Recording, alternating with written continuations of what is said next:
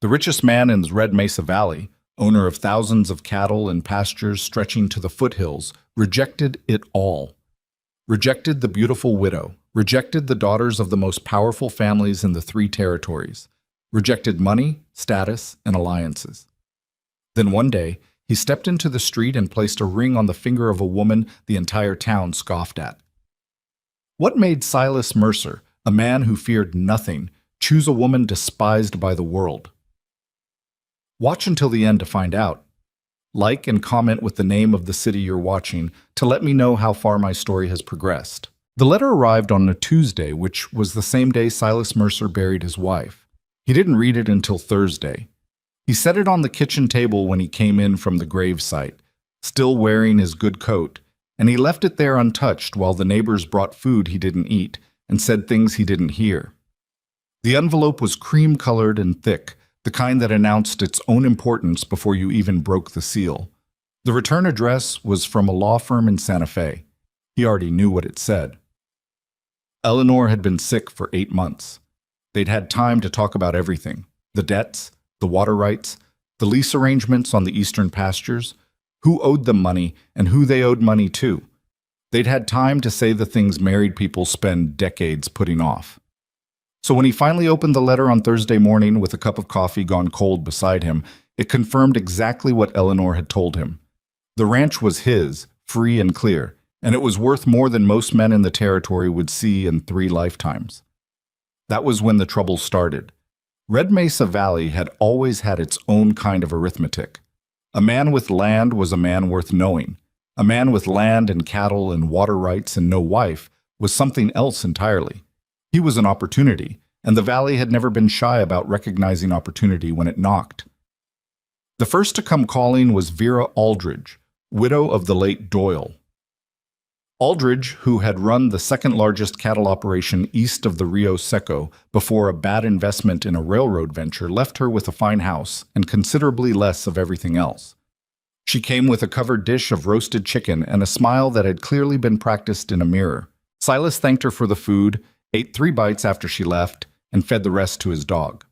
Then came Margaret Calloway, whose father owned the Calloway Mercantile and half the storefronts on Main Street in Harrow's Bend. She was 26 years old and had been described to Silas by her own mother, over coffee he had not invited anyone to share, as having an excellent head for business and an even better temperament. Silas listened politely. He said he appreciated the visit. He didn't say anything else. Then Doris Plank. Then Cecilia Horn. Then a woman named Adeline Voss, who had ridden all the way from Tucson on the basis of a rumor, and who seemed genuinely startled when Silas told her the rumor was accurate but the vacancy it implied was not. He turned them all away. Not rudely. He wasn't built for rudeness, not the obvious kind, but clearly enough that the message should have traveled. It didn't. The procession continued through April and into May, women arriving with dishes and letters of introduction, and in one memorable case, a notarized accounting of assets, as though Silas Mercer was a business proposition that simply required the right bid. He went about his work. He checked the fence lines and watched the sky and calculated how long the winter grass would hold before he needed to push the herd south toward the river bottomland. He did not think much about remarriage. He thought about the eastern fence, which needed 2 new posts, and the well near the old line shack, which had started pulling up water with a faint sulfur smell he didn't like, and about a young hand named Denny Croft, who had been making mistakes lately. Small ones, the kind that piled up. He thought about Nora Hale, though not in the way people would later insist he must have. Nora had come to work the Mercer Ranch a 1.5 years before Eleanor died. She'd arrived on a wet October morning with a canvas bag, a bedroll, and a recommendation letter from a rancher named Stoker up in the Cimarron Basin who wrote in his cramped, unsteady hand that Nora Hale was the best fence rider he'd ever had, and he was only letting her go because the bank had let him go first. She was 31 years old. She was not the kind of woman people looked at twice. That was the honest truth of it, and Nora had made her peace with the honest truth a long time ago. She was narrow through the shoulders, and her face had been weathered by years of open country until it was brown and sharp-featured and difficult to read. Her hands were scarred across the knuckles from a tangle with barbed wire when she was 19, and the scar ran up her left forearm in a faint pale line. She wore men's work clothes because they were practical, and she had never found a good argument against practical. Her hair was dark, and she kept it pinned back so tight it seemed to pull at the corners of her eyes. The other ranch hands accepted her the way they accepted bad weather, as a condition they had no control over and would eventually stop noticing. A few of them tried harder than that. A man named Arlo Besh, who had been with the Mercer operation for 6 years and considered himself the unofficial authority on all matters concerning the ranch, took one look at Nora on her first day and said, loud enough for most of the yard to hear, "Stoker send us a woman because he ran out of mules?" Nobody laughed, but a few men looked away, which was almost the same thing. Nora picked up her bag and walked past him toward the bunkhouse to find a bunk. That was the end of it, as far as she was concerned. She had learned early that reacting was a kind of permission for people to keep going, to push further, to make the reaction itself into entertainment. She didn't give Arlo Besh permission. She went to work instead. She was good at the work, not ostentatiously good. She didn't make a show of it, didn't need an audience to perform for. She simply did what needed doing and then looked for what else needed doing. She could read a fence line the way some men read a newspaper, understanding what the gaps and tensions said about what had happened to the wire and what the ground was doing underneath it. She could tell water quality by smell alone, which was a skill that sounded like a small thing until the day she pulled Denny Croft away from a stock tank with a dead bird floating in the far corner he hadn't seen. She could move through a herd quietly, identifying the animals causing problems before the problems became obvious to anyone else. Silas noticed. He was not a man who talked much, so he didn't say anything about it for a long time. But he watched. That was how he'd always learned, watching, filing things away, waiting until he understood what he was seeing before drawing any conclusions. And what he eventually understood about Nora Hale was that she had a particular kind of intelligence that didn't announce itself, the kind you only saw if you were paying attention to the work and not to the worker. He raised her wages 3 months in, without explanation. She didn't ask for one. Eleanor had liked Nora.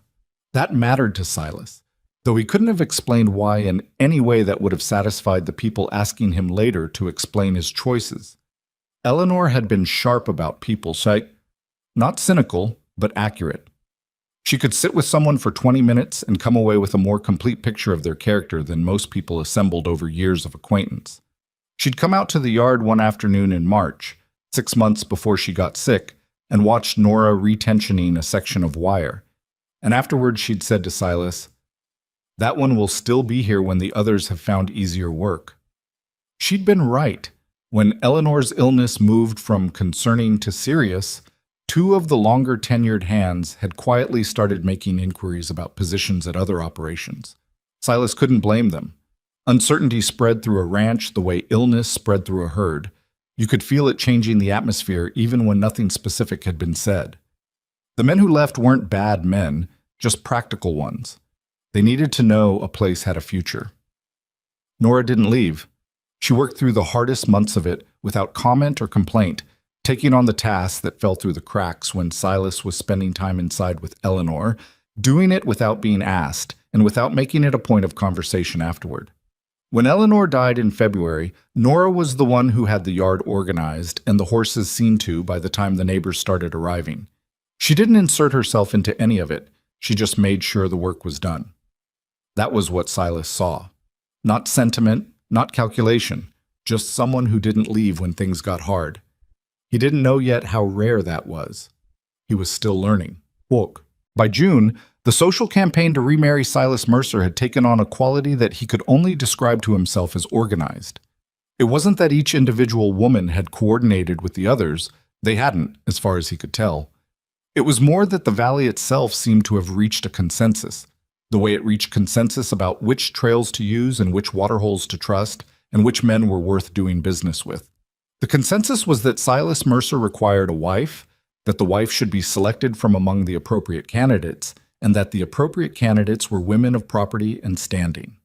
The conversations in Harrow's Bend followed a predictable pattern. He'd go into town for supplies and find himself cornered at the feed store or the post office by men he'd known for years who had somehow become ambassadors for women he barely knew. Roy Calloway, who ran the mercantile and was therefore a man accustomed to brokering things, had taken Silas aside one afternoon in the back of the store and said, in the tone of a man delivering uncomfortable news for someone's own good, "People are starting to wonder, Silas. A man with your kind of holdings needs a proper partner, someone who understands what you're building." "I've got a crew for that," Silas said. Roy looked at him. "That's not what I mean."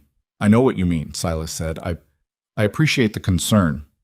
He paid for his goods and left. But the conversations didn't stop. If anything, they grew more pointed as the summer wore on. The valley's logic was internally consistent, if nothing else. Silas Mercer's ranch was the anchor of the local economy in ways that most people acknowledged without quite articulating. His water rights were senior. His grazing agreements affected lease rates across 3 adjacent properties. His buying patterns set the tone at market. Who married Silas Mercer was not, in the valley's collective understanding, a private matter. Silas understood this. He was not a man who failed to understand the world he lived in. He simply disagreed about whose business it was. He kept turning the women away. He tried to do it gently, which cost him something because gentleness in that context required a kind of sustained courtesy that he found exhausting. He was not an unkind man, but he was a direct one, and directness and the careful management of other people's expectations were not always the same skill. Through the summer, through the turning away and the conversations in town and the growing undercurrent of something that hadn't quite become resentment yet, Nora Hale worked the ranch. She fixed the eastern fence. She investigated the sulfur smell in the well and traced it to a seep in the limestone and redirected the well casing. She managed the herd rotation with an efficiency that the other hands had started grudgingly organizing themselves around, because her instincts for where the grass was holding and where it was getting thin were better than anyone else's. She and Silas had developed a working language, brief, practical, occasionally wordless, that communicated more than most conversations. She never asked about his plans. She never offered an opinion about the women who came calling. She went to work in the morning and did the work and went to bed at night, and whatever she thought about the situation at the Mercer Ranch, she kept to herself with the same economy she applied to everything else. The thing that broke the valley's patience was something small, as breaking points usually are. It was a late August evening, and a woman named Clara Holt had come to call. Clara was the daughter of Warren Holt, who owned the Holt grazing operation to the north, and had made it clear through intermediaries that a marriage between Clara and Silas would resolve several long-standing disagreements about water access in a way that benefited everyone. Clara was 24 and not unattractive, and had been groomed for exactly this kind of transaction since she was old enough to understand what transactions were. She was also, in Silas's assessment, a perfectly decent young woman being used as a bargaining chip by a father who had dressed the arrangement up enough that the young woman herself might not fully recognize it. He met her on the porch. They talked for 40 minutes. He offered her coffee, which she accepted, and they sat in the 2 chairs that faced the valley and talked about the weather and the grass conditions and the water situation in a way that was almost pleasant if you didn't pay attention to what it was actually about. Then he told her, as clearly and kindly as he could manage, that he didn't see a future for the arrangement her father had in mind. Clara nodded once, with a composure that suggested she had half expected this, and was not entirely sorry. She thanked him for the coffee. She stood up. And then Nora walked across the yard below them with a saddle over one arm and a bridle in the other hand, moving toward the tack shed, and Clara looked at her with an expression Silas couldn't quite read, and said, "Is she the one, then?" Silas said, "Excuse me?" "Your ranch hand," Clara said. "People talk." Silas looked at Nora moving across the yard. He looked at Clara. He said, "People always do." Clara left. The next morning, the story had apparently reached Harrow's Bend, and by noon it had grown into something considerably more elaborate than what had actually happened, because that was what stories did in small places when they had nothing to feed on but speculation. The version that spread through town held that Silas Mercer was keeping a woman in his household. The details varied depending on who was telling it, but the implication was consistent. The reason he'd refused every respectable match was because he'd already made an unrespectable one, and the woman in question was his own ranch hand who had apparently worked some manner of influence over him. Nobody said any of this to Silas's face. They said it to each other, in the feed store and the barber shop and at Sunday gatherings, and they said it to Nora when they saw her in town, which was less often than they saw each other, but often enough. The first time was outside the dry goods store. Nora had ridden in for supplies, and she was loading the wagon when Arlo Besh, who had by then graduated from yard-level sneering to something with more social backing, walked past with two other men from another operation and said, loudly enough, "There she is, the new Mrs. Mercer." The men laughed. A woman crossing the street looked over and then looked away. Nora finished loading the wagon. She checked the knots. She climbed up to the seat and drove back to the ranch. She didn't tell Silas. He heard it anyway, from the blacksmith, who had the distinction of being one of the few men in Harrow's Bend who told Silas things straight. The blacksmith was a quiet man named Peterson, who had worked in the same location for 20 years and had achieved through sheer duration a kind of neutral status that allowed him access to information from all factions. He told Silas what people were saying, not with any particular editorial position attached, just as a matter of fact. Silas listened. He thanked Peterson and paid for the ironwork he'd come to collect and rode home. He thought about it on the ride back. He thought about Nora, who had worked for him through Eleanor's illness and through the burial and through 2 seasons of difficult weather without once suggesting she deserved more consideration than she was getting. He thought about the women who had come to his porch with covered dishes and notarized asset statements. He thought about Roy Calloway and Warren Holt and the Valley's collective belief that his choices were a matter of community concern. He thought about what Eleanor had said, that one will still be here when the others have found easier work. She'd been right about that. The night of the first hard frost that September, Silas was doing the rounds of the outbuildings at dark when he found Nora at the fence near the north pasture, resetting a post that had heaved out of the ground when the top layer froze and expanded. It was past 9 in the evening. Nobody had asked her to do it. The post needed doing before morning, or the wire tension would pull wrong, and they'd lose a section of fence, and she had apparently gone to check it on her own and found the problem, and was in the process of fixing it. He stood watching for a moment. She had a lamp hung on a fence nail and a post driver, and she was working steadily in the cold, not hurrying, but not wasting movement either. Her breath came out in small clouds. "I would have sent someone in the morning," he said. "Morning would have been too late," she said, without looking up. "Wire's already pulling." She reset the post, tapped it level, checked the tension. "It'll hold now." He helped her pack up the tools without discussing it. They walked back toward the yard in the dark, and he said, "What do you hear from the other hands about the eastern water?" "Worries me," she said. "The level's been dropping since July. Not fast, but steady." She paused. "Could be the drought cycle. Could be someone upstream pulling more than they should." "Holt operation?" he said. "Could be," she said. "I haven't seen anything definitive." They reached the yard. She was going to say goodnight and go to the bunkhouse. He said, "Nora?" She stopped. He said, "What they're saying in town, I want you to know I'm aware of it." There was a pause, the kind that had weight in it. She said, "Doesn't change the work?" "No," he said, "but it changes what people are willing to do to someone they've decided to talk about." She looked at him in the lamplight from the barn, and whatever she was thinking, she didn't share all of it. She said, "I've handled worse than talk." "I know you have," he said. "That's not actually the point." She waited. He said, "I'm going to handle this my way, and it's going to cause some trouble, and I think you should know before it happens."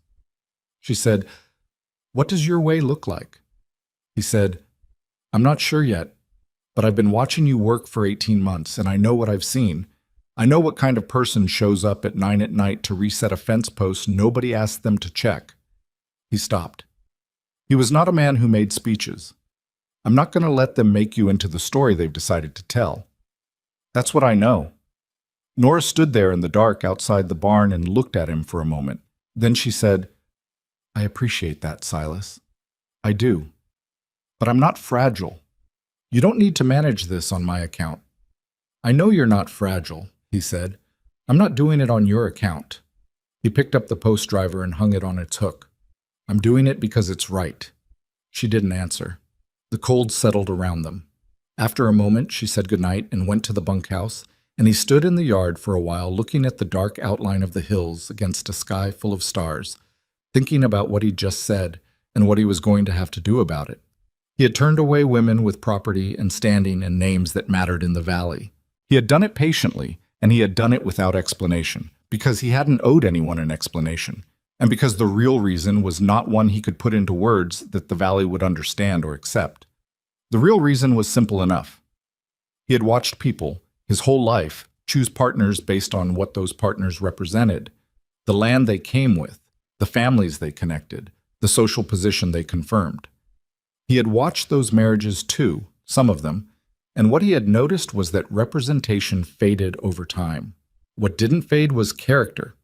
What you were when things went wrong, what you did when the work was hard and nobody was watching and there was no reward at the end of it. He had found someone with that kind of character. The valley didn't see it because they were looking at her clothes and her scarred hands and her silence, and those things told them what they thought they needed to know. He had been watching her work. That was the difference. The first freeze hardened into a cold October, and the cattle settled into their winter routine, and the ranch moved through its rhythms the way it always had, with the constant low-level difficulty that was simply the nature of the work and the place. The wells held, the fence lines held, the herd was in decent condition. But something had shifted in the valley, and Silas felt it the way you felt a change in weather before it arrived. A quality in the air, a subtle pressure. At the monthly gathering at Roy Calloway's store, where the ranchers of Harrow's Bend congregated to drink bad coffee and complain about the territorial government, Warren Holt had arrived with a particular kind of ease that Silas associated with a man who had recently gotten something he wanted. Holt was broad-shouldered and confident in the manner of someone who had been given deference long enough that he'd stopped being able to distinguish it from respect. He'd nodded at Silas from across the room with an expression that said clearly that he considered the matter of Silas Mercer's remarriage still open for negotiation. Silas had nodded back. He'd drunk his coffee and listened to the conversation around him, the drought predictions, the market prices, the ongoing disputes about grazing rights on the public land east of the mesa, and he'd noted who said what and who agreed with whom and what the alliances looked like. What he saw in that room was a network of interdependencies that had been slowly reorienting itself around his continued availability. The Holt operation, the Calloway commercial interests, a smaller rancher named Fenwick who did most of his business through Holt connections. They were not exactly conspiring, not yet, but they were aligned in a way that had a direction. He drove home that evening with this clear in his mind, and he went to find Nora. She was in the barn, working on a harness repair by lantern light. She looked up when he came in. He said, "I'm going to ask you something that doesn't have a comfortable answer." She set down the harness. He said, "Do you want to stay on this ranch?" She looked at him steadily. "What kind of question is that?" "The kind that matters," he said, "because what I'm thinking about doing is going to make this place harder to work. And you have a right to know that before I do it." She was quiet for a moment. The lantern made shifting shadows on the walls. She said, "Silas, I reset a fence post at 9 at night in a frost. I think we both understand I'm not looking for easy." He almost smiled. "No," he said, "I didn't think so." He told her what he was thinking. Not all of it. There was still a shape to it that he hadn't fully worked out, but enough. Enough that she understood what the valley's reaction would be. Enough that she understood what he was prepared to offer her in place of whatever easier situation she might find elsewhere. She listened without interrupting. When he finished, she was quiet for long enough that he started to wonder if he'd miscalculated everything.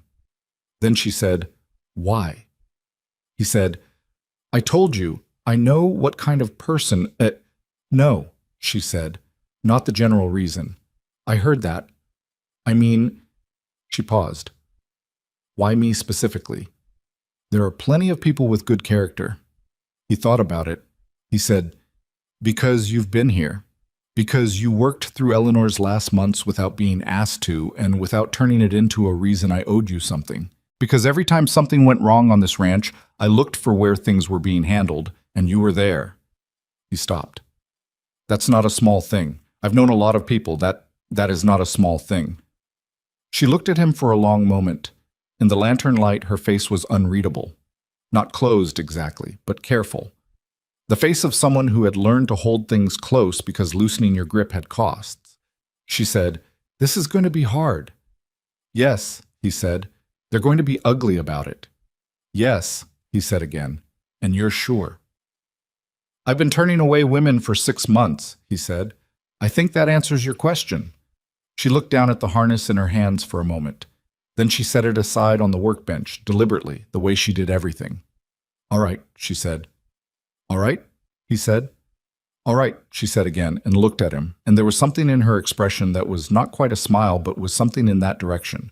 Something careful and real, and a little surprised, even at itself. "I'll stay."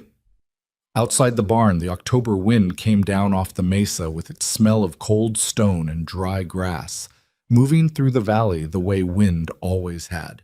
Indifferent to what was planned, indifferent to what people wanted or feared or hoped.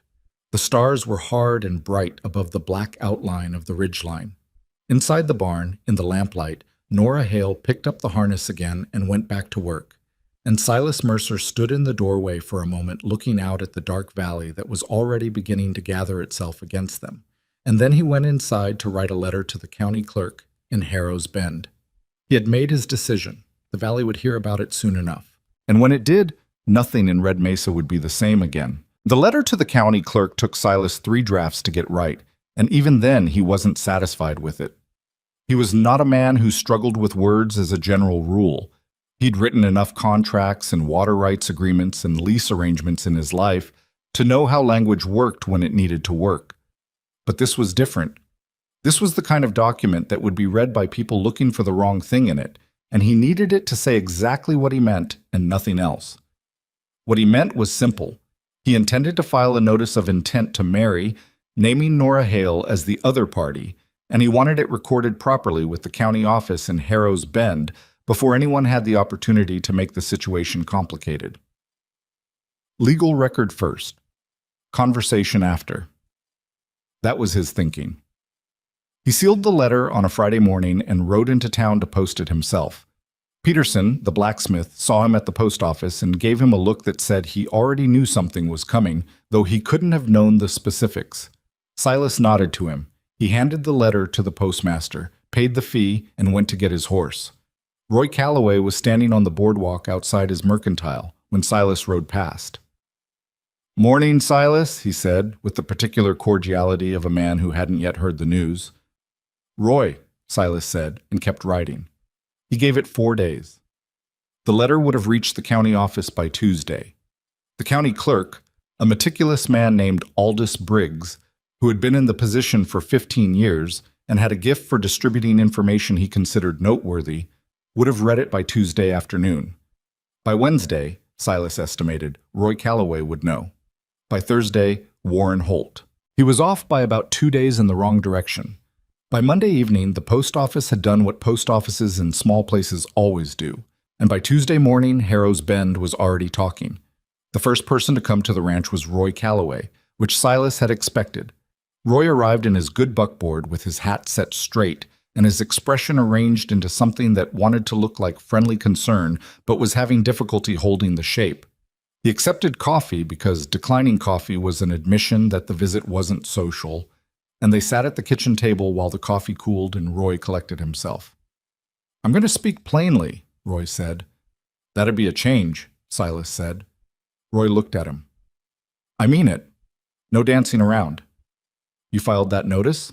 "I did." "Nora Hale, your ranch hand." "That's correct." Roy set his cup down and rubbed the back of his neck and stared at the table for a moment in the way of a man deciding how much to say. "Silas, I've known you for 12 years. I think that earns me the right to tell you that people are going to take this wrong." "People take most things wrong," Silas said. "This is different. This isn't just talk anymore." Roy leaned forward. "Warren Holt is not going to shrug this off. You understand that? He put his daughter out there. He did it in good faith. A man in his position, you do that and you get what you're saying he got. It's an insult. He's going to treat it as an insult." "His daughter came calling on her father's instructions," Silas said. "I treated her decently. I told her honestly. Whatever her father decides to feel about that is his business." Warren Holt's business has a way of becoming everyone's business, Roy said, and there was something in his tone that wasn't quite a threat, but wasn't far from one.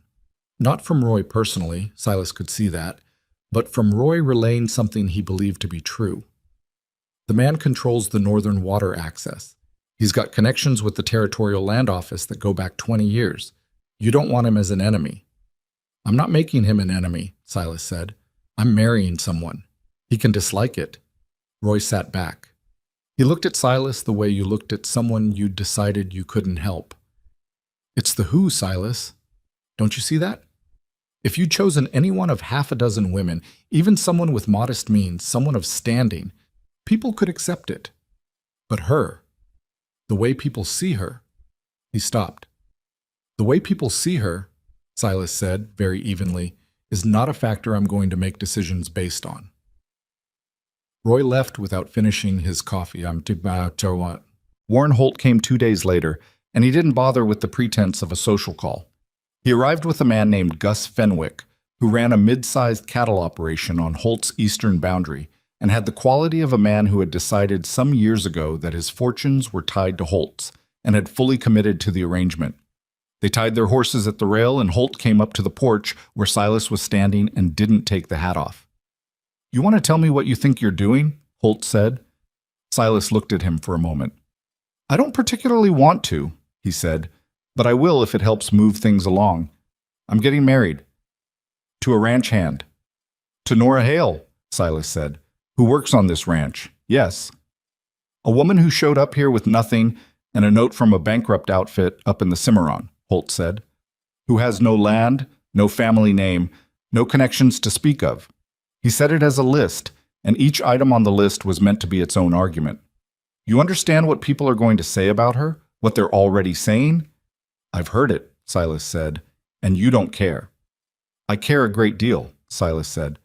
I care that it's unfair, and I intend to say so when I have the opportunity. But no, it doesn't change my decision. Holt stared at him. The thing about Warren Holt was that he was not stupid. He was a man who had built something real from harder circumstances than he usually let on, and he had a capacity for reading situations that had served him well over the years. What he was reading now, Silas could tell, was that the conversation was not going the way he'd expected it to go, and that recalibration was needed. I'll be straight with you, Holt said, dropping his voice slightly, becoming marginally more human about it. I've got nothing personal against you. You know that. We've done business for years. But there are arrangements in this valley that keep things running. Agreements about water, about grazing, about who extends credit to who when things get tight. Those agreements run through relationships, and relationships run through families. He paused. You step outside that, you're not just making a personal choice. You're pulling a stone out of a wall. Or I'm pointing out that the wall has been built to suit the people who built it, Silas said. That's the other way to look at it. Holt's expression shifted. Not anger yet, but the temperature had gone down. You're making a mistake, he said, and I think you know it. Then you and I see this differently, Silas said. I appreciate you coming to say your piece, Warren, but the decision is made.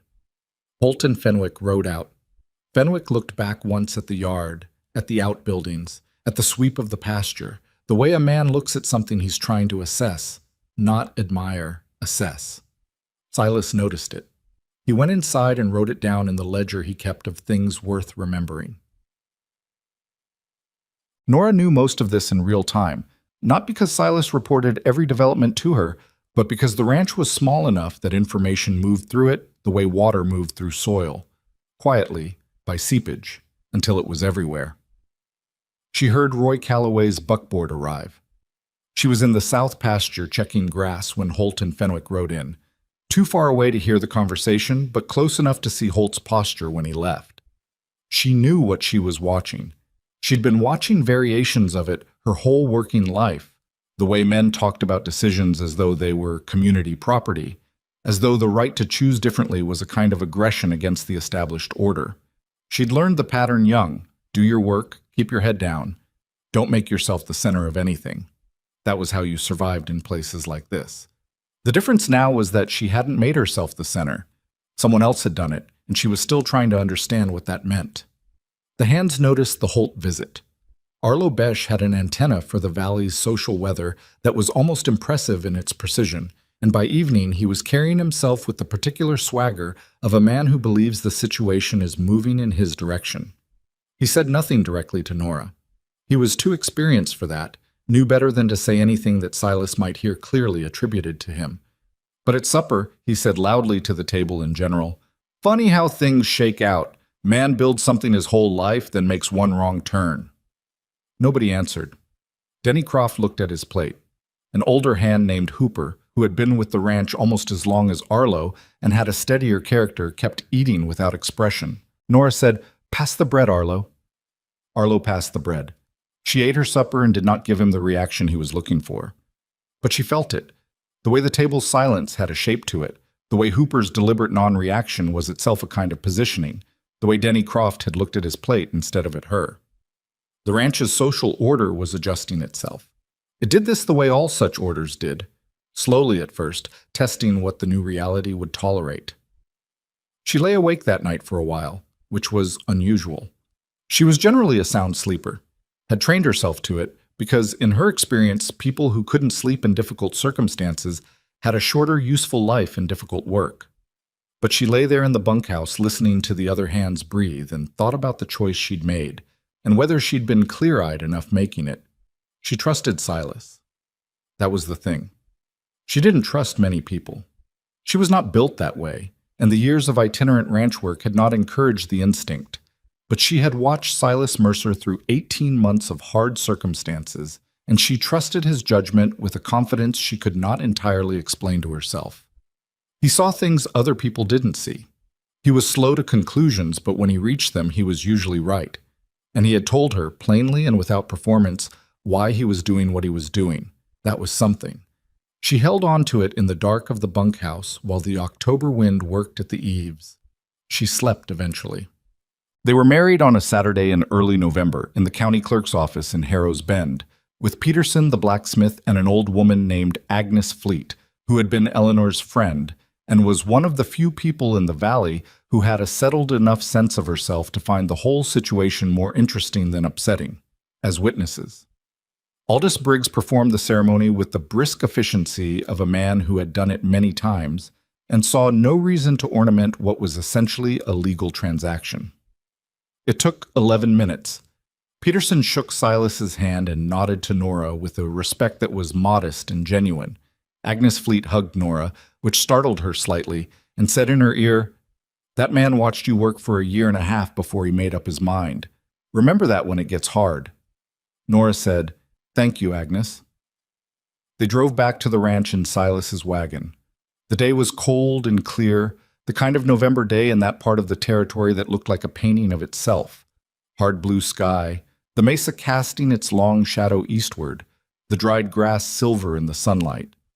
They rode mostly in silence, which was comfortable in the way their silences had always been. And Nora thought about what Agnes had said and looked at the road ahead. "Are you all right?" Silas asked, somewhere past the first creek crossing. "I'm fine," she said. He didn't push it. That was one of the things she appreciated about him. He asked once and then respected the answer. She said, "Agnes Fleet is a good woman."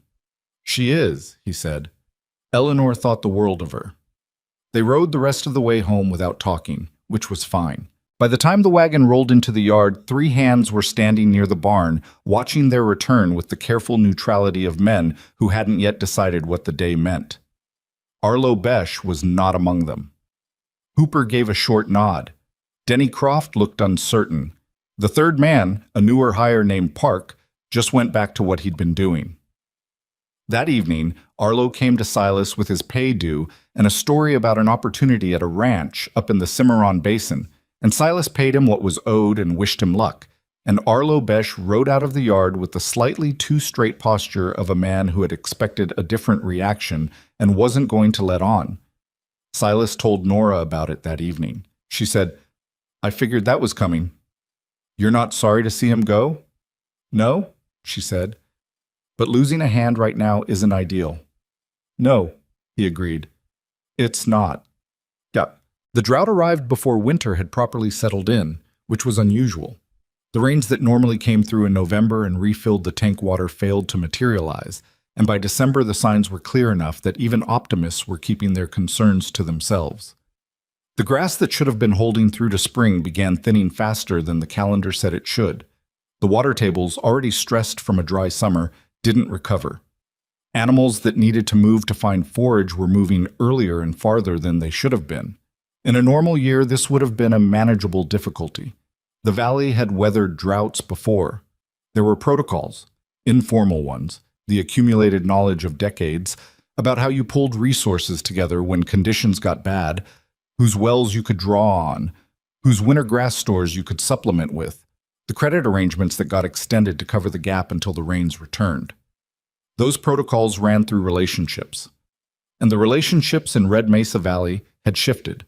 Silas noticed it first when he went to extend a grazing arrangement with a man named Dumont, who held a parcel of bottomland to the south that had historically been available to neighboring operations during dry winters.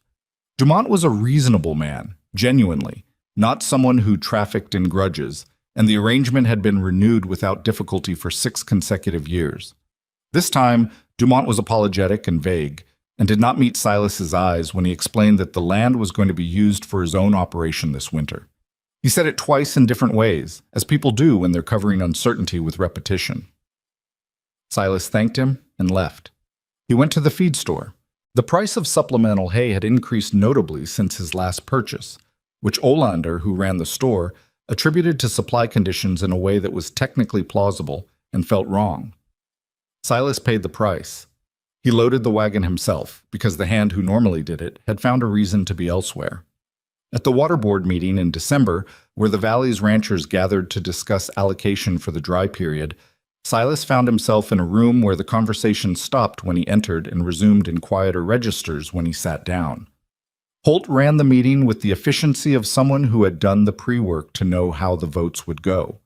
The allocation decisions that came out of that meeting reduced the Mercer Ranch's access to the shared aquifer by 15%, on the basis of a formula Silas had never seen applied before, and which Holt explained with the confidence of a man who had invented it recently enough that the ink was still figuratively wet.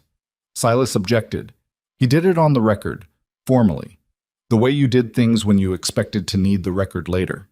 He laid out his seniority of rights, his historical usage data, the provisions of the original water compact that predated half the men in the room. Holt listened politely and called the vote.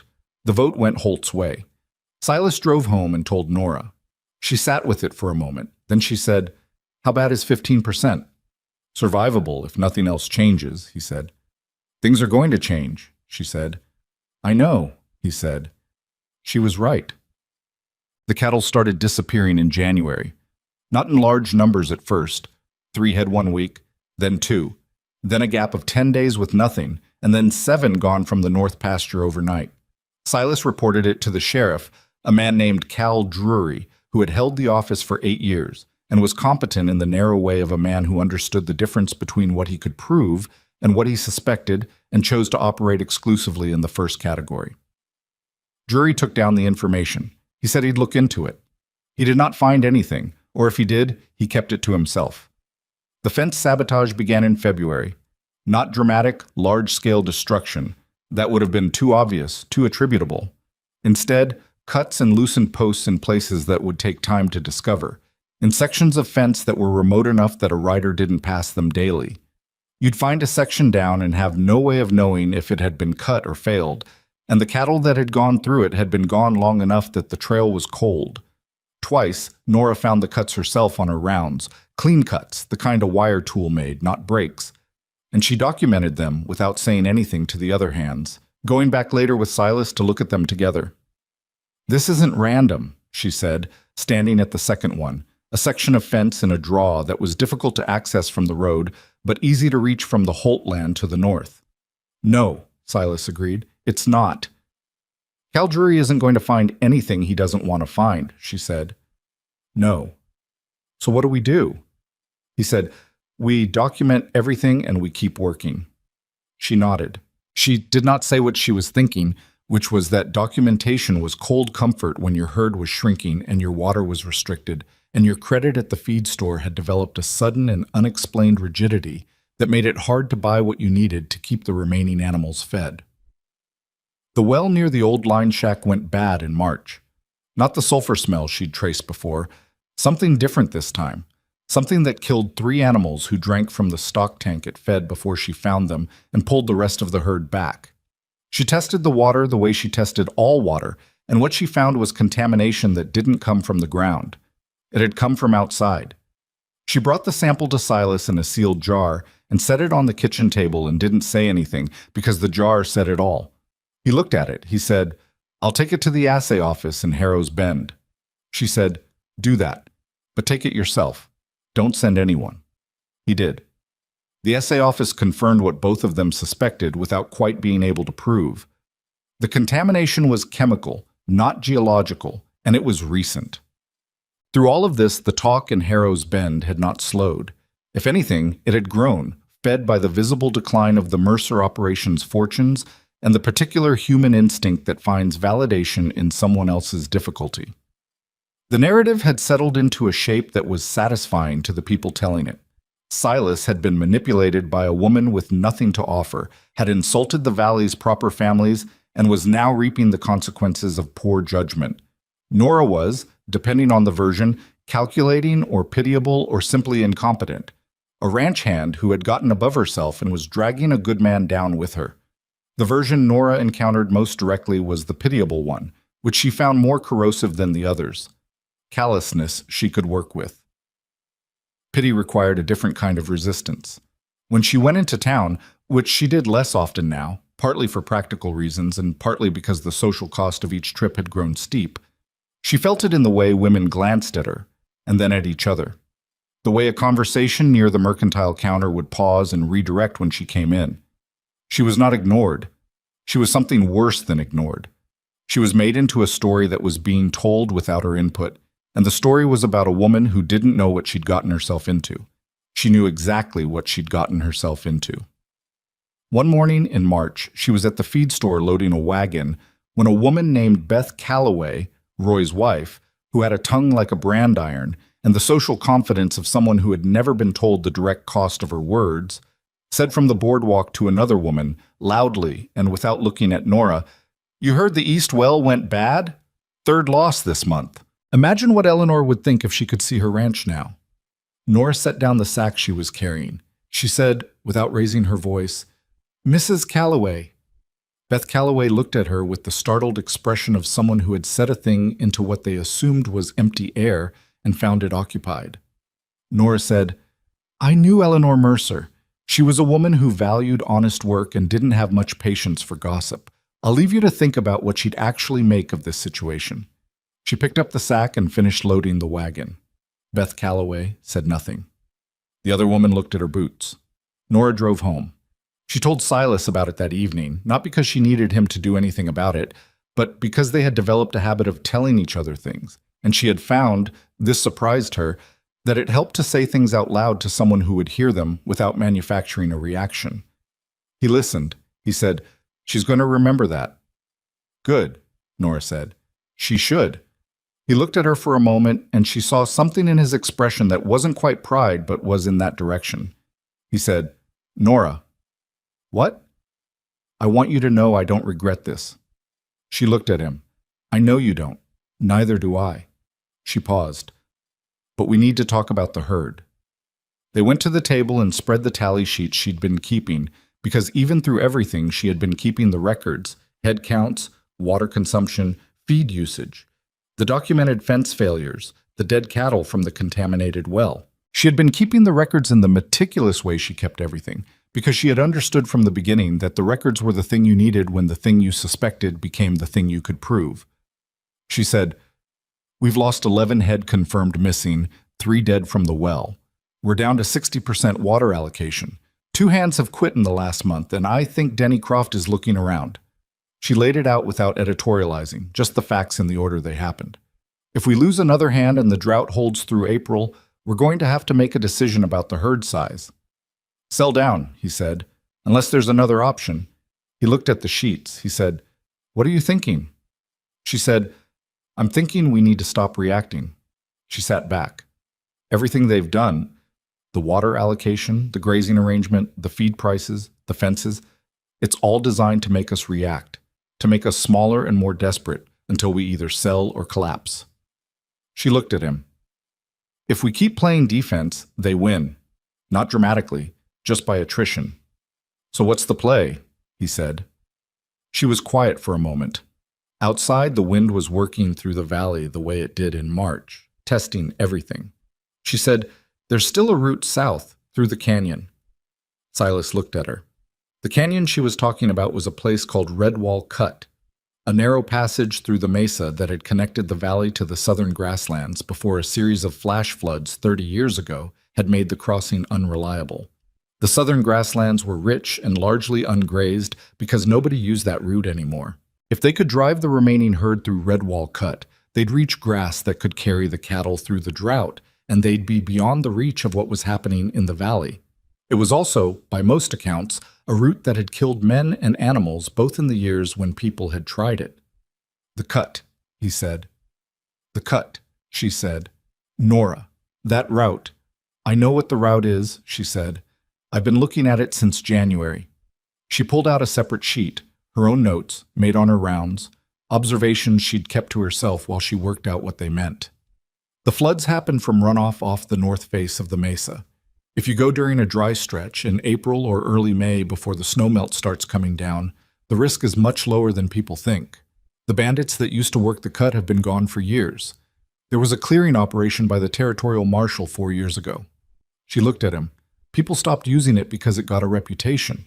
The reputation is 20 years out of date. He looked at her notes.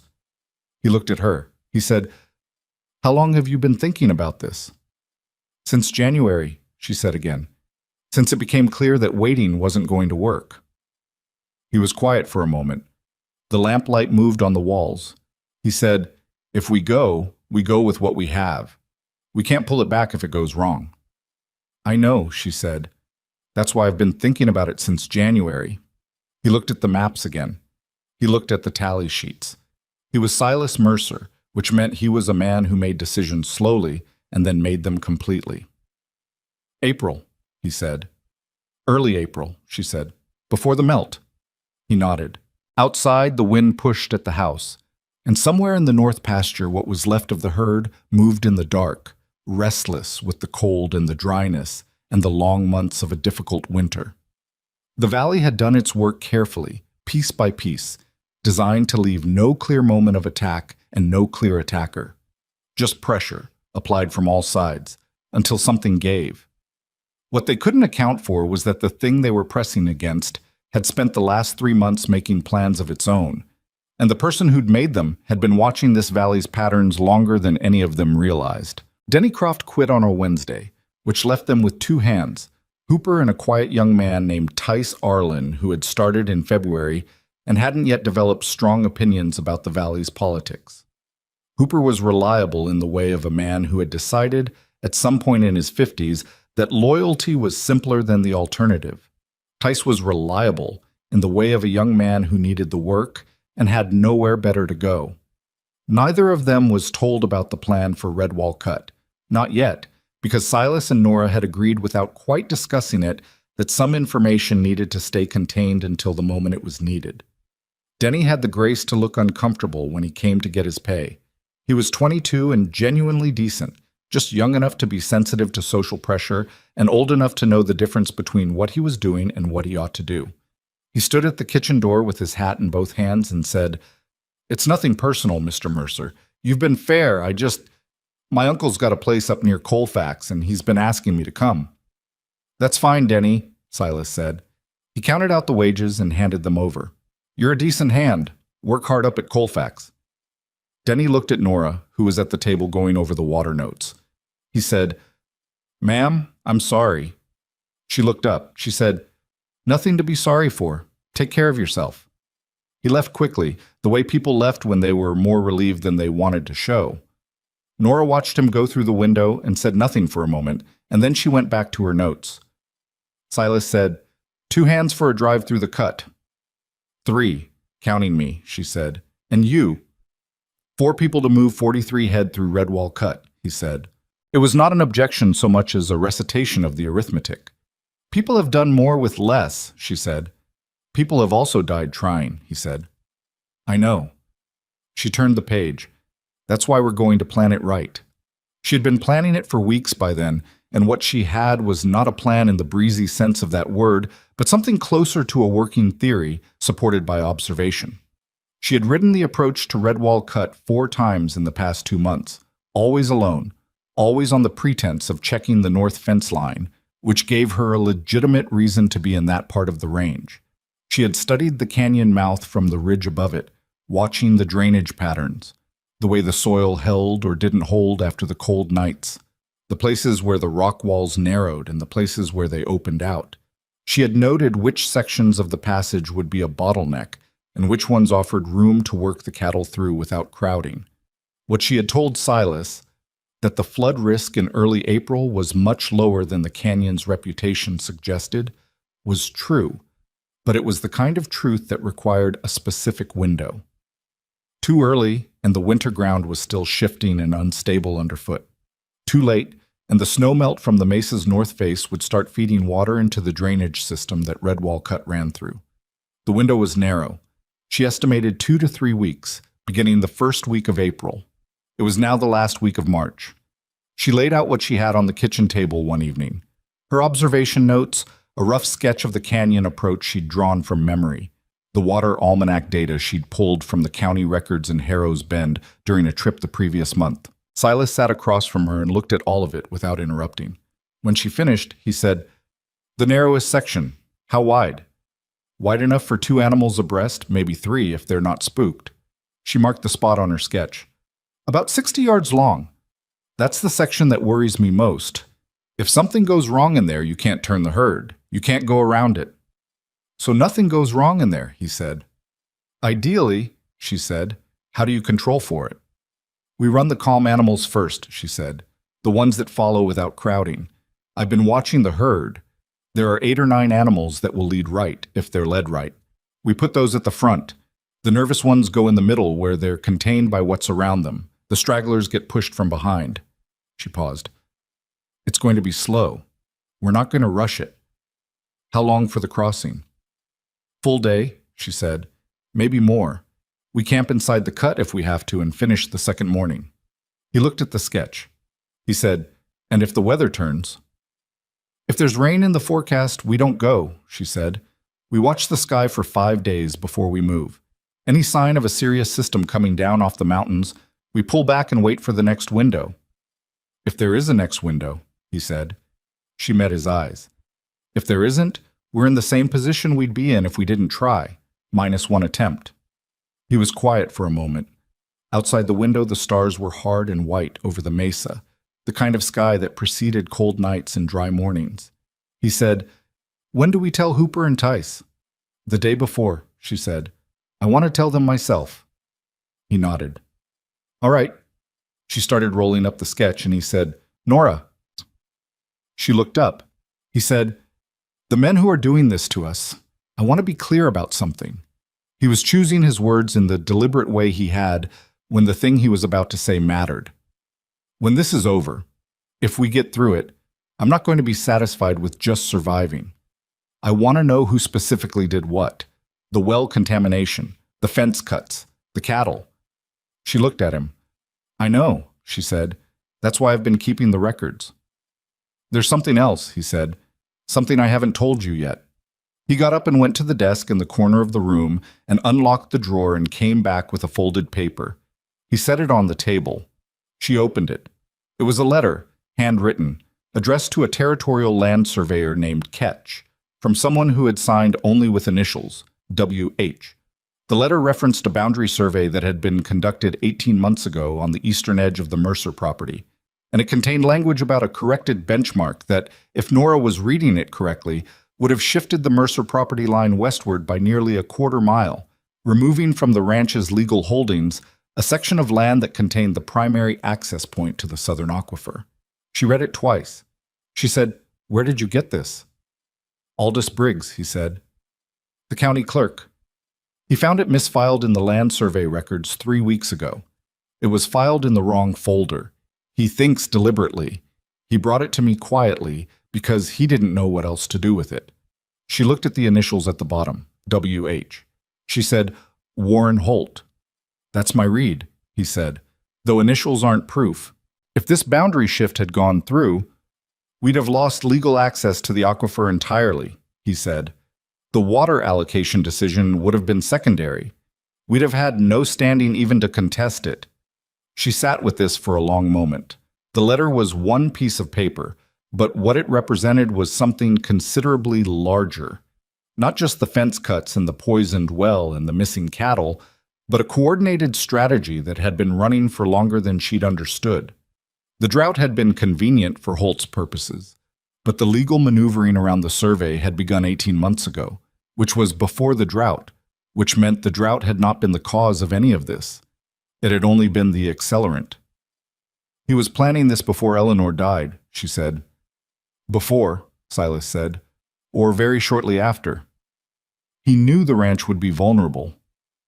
He knew I'd be alone and occupied with other things, Silas said. He thought I'd sell, or take an alliance marriage, or both. She looked at the letter again. She said, Aldous Briggs is trustworthy? He's been the county clerk for 15 years and he's never done anything more dishonest than filing this letter in the wrong place, Silas said. And he didn't do that. Can we use this? She said. Not yet, he said.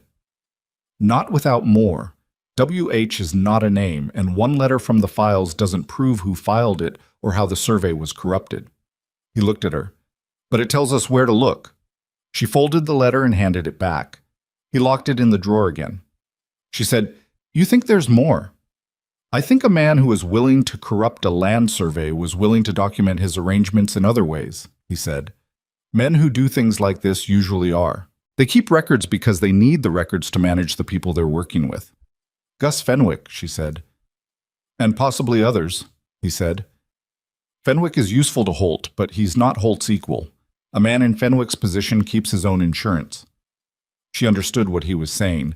She also understood that the insurance, if it existed, was not in Harrow's Bend and not in anyone's office, and not anywhere that could be reached before the drive. It would have to wait. One thing at a time, she said. One thing at a time, he agreed. But she told Hooper on a Monday morning, 5 days before the planned departure.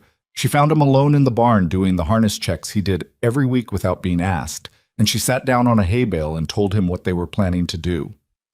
He listened with his hands on the harness and his eyes on the middle distance, the way a man listened when he was running calculations behind the listening. When she finished, he was quiet for a moment. Then he said, Through the cut. Through the cut, she said. He worked the harness buckle with his thumb. My second season in this valley, there was a man tried to push 60 head through Redwall Cut in October. Lost 9 animals and a horse. October is the wrong time, she said. After the summer rains, the drainage is unstable for weeks. Early April is different. You sure about that, or are you hoping? She appreciated the question because it was the right question. She said, I've ridden the approach 4 times in the last 2 months. I've looked at the almanac records going back 30 years. The flood events in the cut cluster in 3 windows. Late summer, late fall, and June snowmelt. Early April is the gap. She paused. I'm not going to tell you there's no risk. There's risk, but the risk is manageable if we're careful and the weather holds. He looked at her directly for the first time in the conversation. He said, You know this country. I know this part of it, she said. I've made it my business to know it. He nodded slowly. He said, I'll go. You should think about it, she said. I have, he said. I decided when you started talking. He went back to the harness. What about the boy? I'm going to talk to him this afternoon, she said. Tice Arlen's reaction was different. He was 20 years old and had been in the territory for less than a year, and when Nora laid out the plan, he got the look of a young man doing a rapid and somewhat alarmed reassessment of his current employment situation.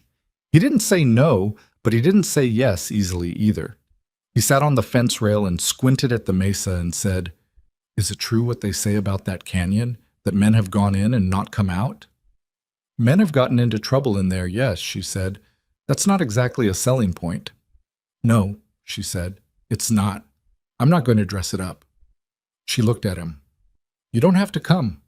If you want to take your pay and go, nobody's going to think less of you. Who would I go to? He said, a little bluntly, which was the most honest thing she'd heard him say. He was 19, maybe 20, and knew enough to the territory that his options were still forming. If this ranch goes under, I'm back to looking anyway.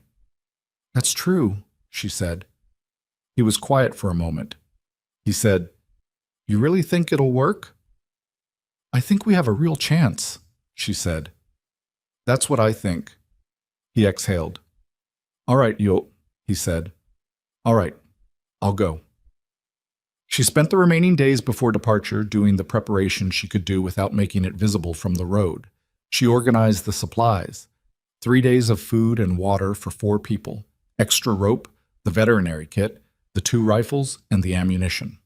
She watched the sky with the attentiveness of someone whose entire strategy depended on the sky's cooperation, checking the horizon morning and evening, noting the cloud formations coming off the mountains, comparing them to the patterns she'd cataloged in her head over 2 months of careful observation. The sky held, cold, dry, hard-edged, the right kind of spring weather for the window she'd identified. On the night before they were set to move, she sat at the kitchen table with Silas and went through the sequence one more time. Not because either of them had forgotten it, but because that was how you moved into something dangerous, by saying it out loud until it was a little more real and a little less frightening. He listened and asked the same 2 or 3 questions he'd asked before, the ones about the narrow section and the weather contingency, and she gave the same answers, and when they were done, there was a silence that was not uncomfortable but was full of the weight of the morning. He said, Get some sleep. You too, she said. She went to bed and did not sleep for some time, which she had expected. She lay in the dark and ran the route through her head.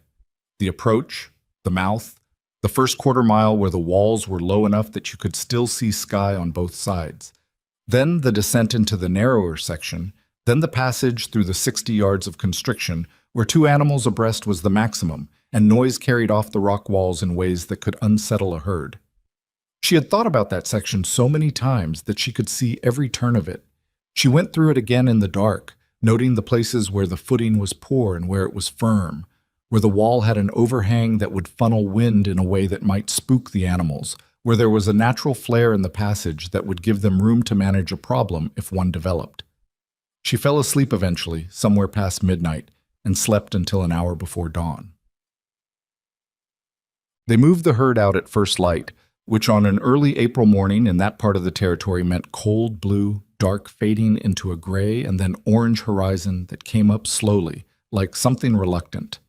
The cattle were restless with the disruption of routine, which was normal, and the 4 of them worked quietly and efficiently to organize the order Nora had laid out. The calm lead animals first, the steady middle, Tice and Hooper on the flanks, Silas at the rear where his steadiness and the sound of his horse's movement would anchor the back end of the herd. Nora rode point. She had not discussed this arrangement. It had simply settled into place as the logical outcome of who knew the route, and nobody questioned it, which meant the weeks of preparation had done what preparation was supposed to do. It had moved the decision out of the realm of discussion and into the realm of understood fact. The first 3 miles to the cut's approach went without significant incident. A young steer tried to peel left twice, and Hooper turned him back both times with the efficiency of long practice. The lead animals walked with a steadiness that Nora read as promising. They were moving in the direction of water and grass, which animals could sense the way water found level, and the instinct was keeping them honest. The canyon mouth appeared ahead of them as a vertical slit in the mesa face, darker than the surrounding rock, the kind of opening that looked like it had been put there by violence rather than erosion. The walls rose on either side as they entered, angling inward overhead until the sky was a strip of pale April blue between stone faces 40 feet up on each side. "Keep them moving," Nora said, loudly enough for all of them to hear. "Don't let them stop to smell anything. Keep the pace steady." The sounds inside the canyon were different from outside, echoing, amplified, so that hooves on stone sounded like considerably more hooves than they were. The cattle felt this, and a ripple went through the middle of the herd, a collective nervous readjustment. Nora felt it from the front and pulled her horse to a slower pace, giving the herd time to settle without stopping. They moved through the first quarter mile without difficulty. The walls were close, but not yet constricting, and the floor of the canyon was dry and solid, the packed earth and stone Nora had assessed on her reconnaissance trips. She watched the ground as she rode, reading it the way she read all terrain, and it was saying what she needed it to say: stable, dry, nothing working underground that would change that. Then they reached the narrow section. It looked like what it was, a place where two faces of stone had pressed toward each other over some long geological argument and arrived at a compromise that left barely enough room for what was passing through. The cattle at the front of the line, the steady leads Nora had selected, balked. Not dramatically, not with panic, but with the fundamental reluctance of large animals being asked to put themselves in a place with no clear exit. Nora dismounted. This was something she'd thought about. Horses added their own anxiety to a situation that already had enough. She handed her reins back to Tice and went to the lead steer on foot. A broad-shouldered animal she'd been working around long enough that it tolerated her proximity without alarm. She put her hand on its shoulder and walked with it, which was an odd thing and looked like an odd thing, a person walking hip to shoulder with a steer into a crack in the earth, but it was what worked. The lead animal went. The ones behind it followed because that was what the ones behind did. The 60 yards through the narrow section took 45 minutes. Nora counted them in her head. Not the yards, but the animals, each one as it came through. Hooper feeding them in from behind in the careful, measured sequence she'd told him. Never more than 3 in the constriction at once. The sound of hooves reverberating off the walls until it was a kind of continuous low percussion. She watched for the ones showing signs of panic and moved to them when she needed to, keeping her voice down, keeping her hand on the ones that needed the contact. Silas came through last, leading his horse on foot as well, and when he emerged from the narrow section into the wider passage beyond, he found Nora sitting on a rock with her arms on her knees, just breathing. He sat down next to her. He said, "You all right?" "Fine," she said. "Give me a minute." He gave her a minute. Hooper was organizing the herd in the wider section, Tice helping. The animals had relaxed the moment the walls gave them room and were already beginning to drop their heads, smelling the different air from the southern end of the passage. Warmer, with more moisture in it, the grass beginning somewhere beyond where they could see. "1 more mile," she said, getting up. "1 more mile," he said. Yeah, they found the first thing 2 hours later while they were working through the midsection of the cut, where the canyon widened further and the floor became softer, the soil deeper and darker. Tice's horse shied from something near the base of the east wall, and when Tice went to look, he found a canvas bag half buried under a loose pile of stones that looked arranged rather than fallen. He called Nora over. She crouched beside it without touching it for a moment, looking at the placement of the stones, the condition of the canvas. The bag had been there for weeks at most. It wasn't old. She moved the stones and opened the bag. Inside were papers, folded, sealed with wax on 2 of them, loose on the others. She opened the loose ones first. They were ledger pages, not in the Mercer Ranch's format, but in a hand she didn't recognize, recording transactions, dates, amounts, initials. Many of the amounts corresponded to things she could identify without trying too hard. A payment on the date the fence cuts had begun, another on the date of the water board meeting, a third, larger amount, on a date in January when 3 of the Mercer cattle had vanished overnight. The initials at the top of the ledger pages were G.F. Gus Fenwick. She sat back on her heels in the dirt of Redwall Cut and held the pages and looked at them for a long moment. Then she called Silas. He read them standing, the pages in both hands, his face giving away less than she would have liked to see, but his stillness saying what his face didn't. He turned to the sealed documents. He opened the first one, a letter, several pages, in a handwriting different from the ledger. This one was more explicit. It was a set of instructions, written in the careful language of someone who understood that written instructions were a liability and had tried to hedge the language without quite hedging it enough. It referenced the survey. It referenced the well. It referenced arrangements with the sheriff's office in a phrase that was oblique but not oblique enough to be genuinely ambiguous. It was signed, not with initials this time, Warren Holt. full name in his own hand. Silas looked at Nora. She looked at him. He said, "Fenwick's Insurance." "He was keeping it out of town," she said. "Somewhere Holt couldn't get to it." She looked around at the canyon walls. "He thought this was safe because nobody comes through here." "Nobody except us," Silas said. She stood up. Tice and Hooper were watching from a respectful distance, close enough to see something significant had happened, far enough not to have read the documents. She said to them, "Either of you know Gus Fenwick's handwriting?" Hooper said, "I've seen his signature on the Grazing Association papers. Could recognize it, maybe." She held out the ledger pages. He looked at them for a moment and said, "That's him. That's the G and the F of how he makes them." She put the documents back in the bag and tied it closed and put it in her saddlebag. They pushed on through the last section of the cut. The canyon began to open, first to a passage wide enough for 5 abreast, then to something that could almost be called a valley in miniature, the walls dropping back, the sky returning overhead in a way that felt like surfacing from water. And beyond the final outcropping of stone, the southern grassland opened up ahead of them in a sweep of pale green and brown that caught the afternoon light like a long, slow exhale. The cattle smelled it, and the herd moved with a purpose it had lacked all morning, the lead animals breaking into a trot, the rest following, and suddenly Nora was managing a surge rather than a reluctant walk, calling to Tice and Hooper to spread the flanks and give the animals room to fan out rather than crowd each other in their rush toward the grass. They let them run. For a few minutes, all 4 of them just moved with the herd and let the animals do what they were going to do, and the sound of it, hooves on soft ground, the lowing and the movement, was the sound of something that had been under compression releasing. And Nora rode through the edge of it with her eyes on the grass ahead, and felt something loosen in her chest that she hadn't fully known was tight. Hooper pulled up beside her after a while. He was grinning, which she had not seen him do.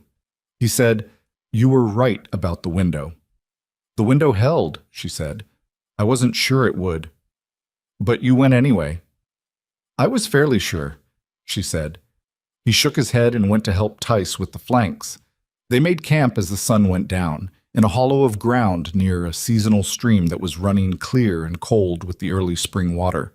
The cattle settled into the grass without encouragement. Silas built a fire and Nora sat near it with the canvas bag in her lap, and went through the documents again in the firelight, more carefully this time, reading them with the attention she'd given to the water almanac and the tally sheets, looking for what they said and what they didn't say, and what could be proven from them and what couldn't. What they had was enough. She understood evidence the way she understood most things, practically, in terms of what it would do and what it wouldn't do. These documents would do considerable things if they reached the right hands. They documented a coordinated campaign against the Mercer Ranch, orchestrated by Warren Holt and carried out in part by Gus Fenwick, involving bribery of at least one public official, deliberate contamination of livestock water, and the corruption of a land survey. They had Holt's signature. They had Fenwick's handwriting, confirmed by a witness. They were not safe yet. They were in the southern grassland with the canyon behind them and the ranch ahead of them, and no way to know what was waiting when they went back. The documents changed the story, but the story wasn't over.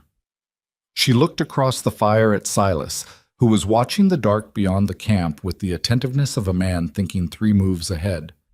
"They'll know we didn't collapse," she said. "They'll have expected us back by now," he said. "When we don't show, they'll start wondering." "Holt knows about Fenwick's insurance?" "Probably suspects," he said. "Men like Holt always suspect men like Fenwick of keeping something." He paused. "When they realize we went through the cut, if they figure it out, they'll know we came out the other side. And they'll know there was a reason to go through," she said. He looked at her across the fire. "We need to move these documents before we move anything else." "I know," she said. "Aldous Briggs." "And the Territorial Marshal's office," he said. "Not Drury, above Drury." She nodded. She put the canvas bag back in her saddlebag and buckled it closed. Tice was already asleep near the fire, his youth doing what youth did, collapsing the moment the immediate danger was past. Hooper sat awake on the far side of the camp, rifle across his knees, watching the night with the patience of a man who had stood many watches over many years. The cattle were dark shapes in the grass, settled and quiet. Silas said, You did something today that most men wouldn't have tried. She looked at the fire. She said, I did what made sense. Most people can't tell the difference between what makes sense and what's frightening, he said. You can. That's not common. She sat with that for a moment. She said, We're not through it yet. No, he said. But we're through the part I was most worried about. She looked at him. She said, Which part was that? He said, The part where I didn't know if the plan was going to work. She almost smiled. The fire burned low between them. Somewhere out in the dark, the southern grassland stretched away under a sky full of stars, and behind them, Redwall Cut sat in the mesa like a secret that had given something up, and the canvas bag in her saddlebag held the shape of a reckoning that was still coming, still forming, not yet arrived, but as inevitable now as the spring water running in the stream beside their camp. She put more wood on the fire and pulled her coat closer and sat with the night, waiting for morning. They were 3 days in the southern grassland before Silas rode back through the cut alone. It had been Nora's idea, and she'd argued it with the same practical clarity she brought to everything. The documents needed to reach Aldous Briggs in the Territorial Marshal's office before Holt had any reason to believe they existed. If all 4 of them rode back together with the herd, they'd be visible and slow and predictable. But one rider, going light through the cut at dawn, could be in Harrow's Bend before anyone expected movement from the Mercer operation. Silas had listened and said, You should be the one to go. You know the documents better than I do. You know Aldous Briggs better than I do, she said. And the Marshal's office is going to pay more attention to you than to me. That's just the truth of it. He didn't argue, because it was the truth and he knew it. She handed him the canvas bag with the documents sealed back inside, and she added to it the copies she had made the previous evening by firelight. Painstaking copies in her own hand, 2 full sets, so that the originals could go to Briggs, and 1 copy to the Marshal's office, and 1 copy stayed with her in the southern grass, because she had not survived the previous months by assuming things would go according to plan. He rode out at first light on the second day. She watched him go until the mouth of the cut took him, and then she turned back to the work of keeping 43 head of cattle on grass and water in unfamiliar country with 2 hands, and no clear sense of when she'd hear from him again. Hooper said, from somewhere behind her, How long do you think? 2 days to get there and get it done, she said. Maybe 3 before we hear anything. And if something goes wrong on his end? She watched the empty mouth of the canyon. Then we figure out the next thing, she said. She went to check the herd. Silas made the cut crossing in good time. Better than the herd crossing, because a single horse moved differently through constriction than 43 cattle, with less anxiety and more adaptability. He was through the narrow section in under 10 minutes, and moving north through the valley by mid-morning, keeping off the main road where he could, using the old drover's track that ran along the base of the mesa and wasn't visible from the Holt land. He reached Harrow's Bend in the early afternoon and went directly to the county clerk's office rather than through the main street. Aldous Briggs was at his desk when Silas came in and closed the door behind him. Briggs was a small, precise man who wore the same style of dark vest every day and kept his desk in a condition of organization that suggested genuine love of order rather than performance of it. He looked up, saw Silas, looked at the door Silas had closed, and said, without preamble, Something's happened. Several things, Silas said. He set the canvas bag on the desk. Briggs opened it. He read with the focused attention of a man trained to extract meaning from documents, moving through the pages without hurrying, occasionally going back to a previous page to cross-reference something. Silas sat in the chair across the desk and waited. He had learned patience in cattle operations, the understanding that the right thing done at the wrong speed was not the right thing, and he applied it now, watching Briggs read. When Briggs finished, he set the pages down and removed his glasses and pinched the bridge of his nose. He said, "Where did you find these?" Silas told him. Briggs listened with his glasses still off, which Silas had come to understand was the position he adopted when he needed to think rather than process. "The signature," Briggs said. "I've seen Warren Holt's signature on filed documents. I can compare." "That's why I brought them to you first," Silas said. Briggs opened a cabinet behind him and pulled a file and set it alongside the letter from the canvas bag. He looked between them for a long moment. Then he said, "That's his hand. That's absolutely his hand. The marshal's office, Silas said. I need to know who to go to above Drury. Briggs said, There's a territorial marshal named Aldgate out of Santa Fe. He's been looking for a reason to look at Cal Drury for 2 years. He paused. The reference in the Holt letter to arrangements with the sheriff's office, if that means what it appears to mean. It means what it appears to mean, Silas said. Briggs sat back. He was a careful man, not a cowardly one, and Silas watched him work through the calculation of what careful meant in this situation and arrive at the right answer. He said, I'll send a wire to Aldgate's office today, from the county clerk, not from you. That carries different weight. He looked at the documents. I'm going to need to keep these. The originals, yes, Silas said. I've got copies. Smart, Briggs said simply. Silas rode out of Harrow's Bend the way he'd come in, by the drover's track, as the sun was cutting long shadows east across the valley floor. He was back through the cut and in the southern camp before full dark, which was faster than he'd told Nora to expect, and when he rode in, she was at the fire and looked up with an expression that didn't change much but changed a little. Briggs confirmed the signature, he said. He's wiring Aldgate. She nodded once. She handed him a plate of food she'd kept back from supper. He ate it without ceremony and told her the rest, and she listened in the way she always listened, completely, without interrupting, filing things in the order they needed to be filed. When he finished, she said, How long for Aldgate to move? Briggs said a week, maybe less. Aldgate's been waiting for something like this. Then we have a week, she said. Maybe less, he said. Maybe less, she agreed. The raiders came on the 5th day. There were 7 of them, which was more than Silas had expected and fewer than Nora had prepared for. She'd spent the intervening days doing what she did, reading the terrain of the southern grassland with the attention she'd given to every piece of ground she'd ever worked, identifying the approaches to their camp, the places where the land gave advantage and where it didn't, the natural features that could be used, and the ones that worked against you. She had told Hooper and Tice what she thought was coming, not with drama, but with the same practical clarity she'd used to describe the canyon crossing, and they had listened and helped her set what she'd asked them to set. She saw the riders an hour before they arrived, which was the point of having picked the camp position she had, a slight elevation that gave sight lines in 3 directions while presenting a low profile from the approach. She watched them come with a kind of cold attention she'd found in herself over the previous months, a quality she hadn't known she possessed before the circumstances had required it. 7, she said. Silas was beside her. He said, I see them. The 2 on the left are Fenwick's regular hands, she said. I recognize the horses. She watched a moment longer. The others I don't know. Hired. Holt hired outside men, he said. Which means he wanted distance from it, she said. Which means he's uncertain. She looked at Silas.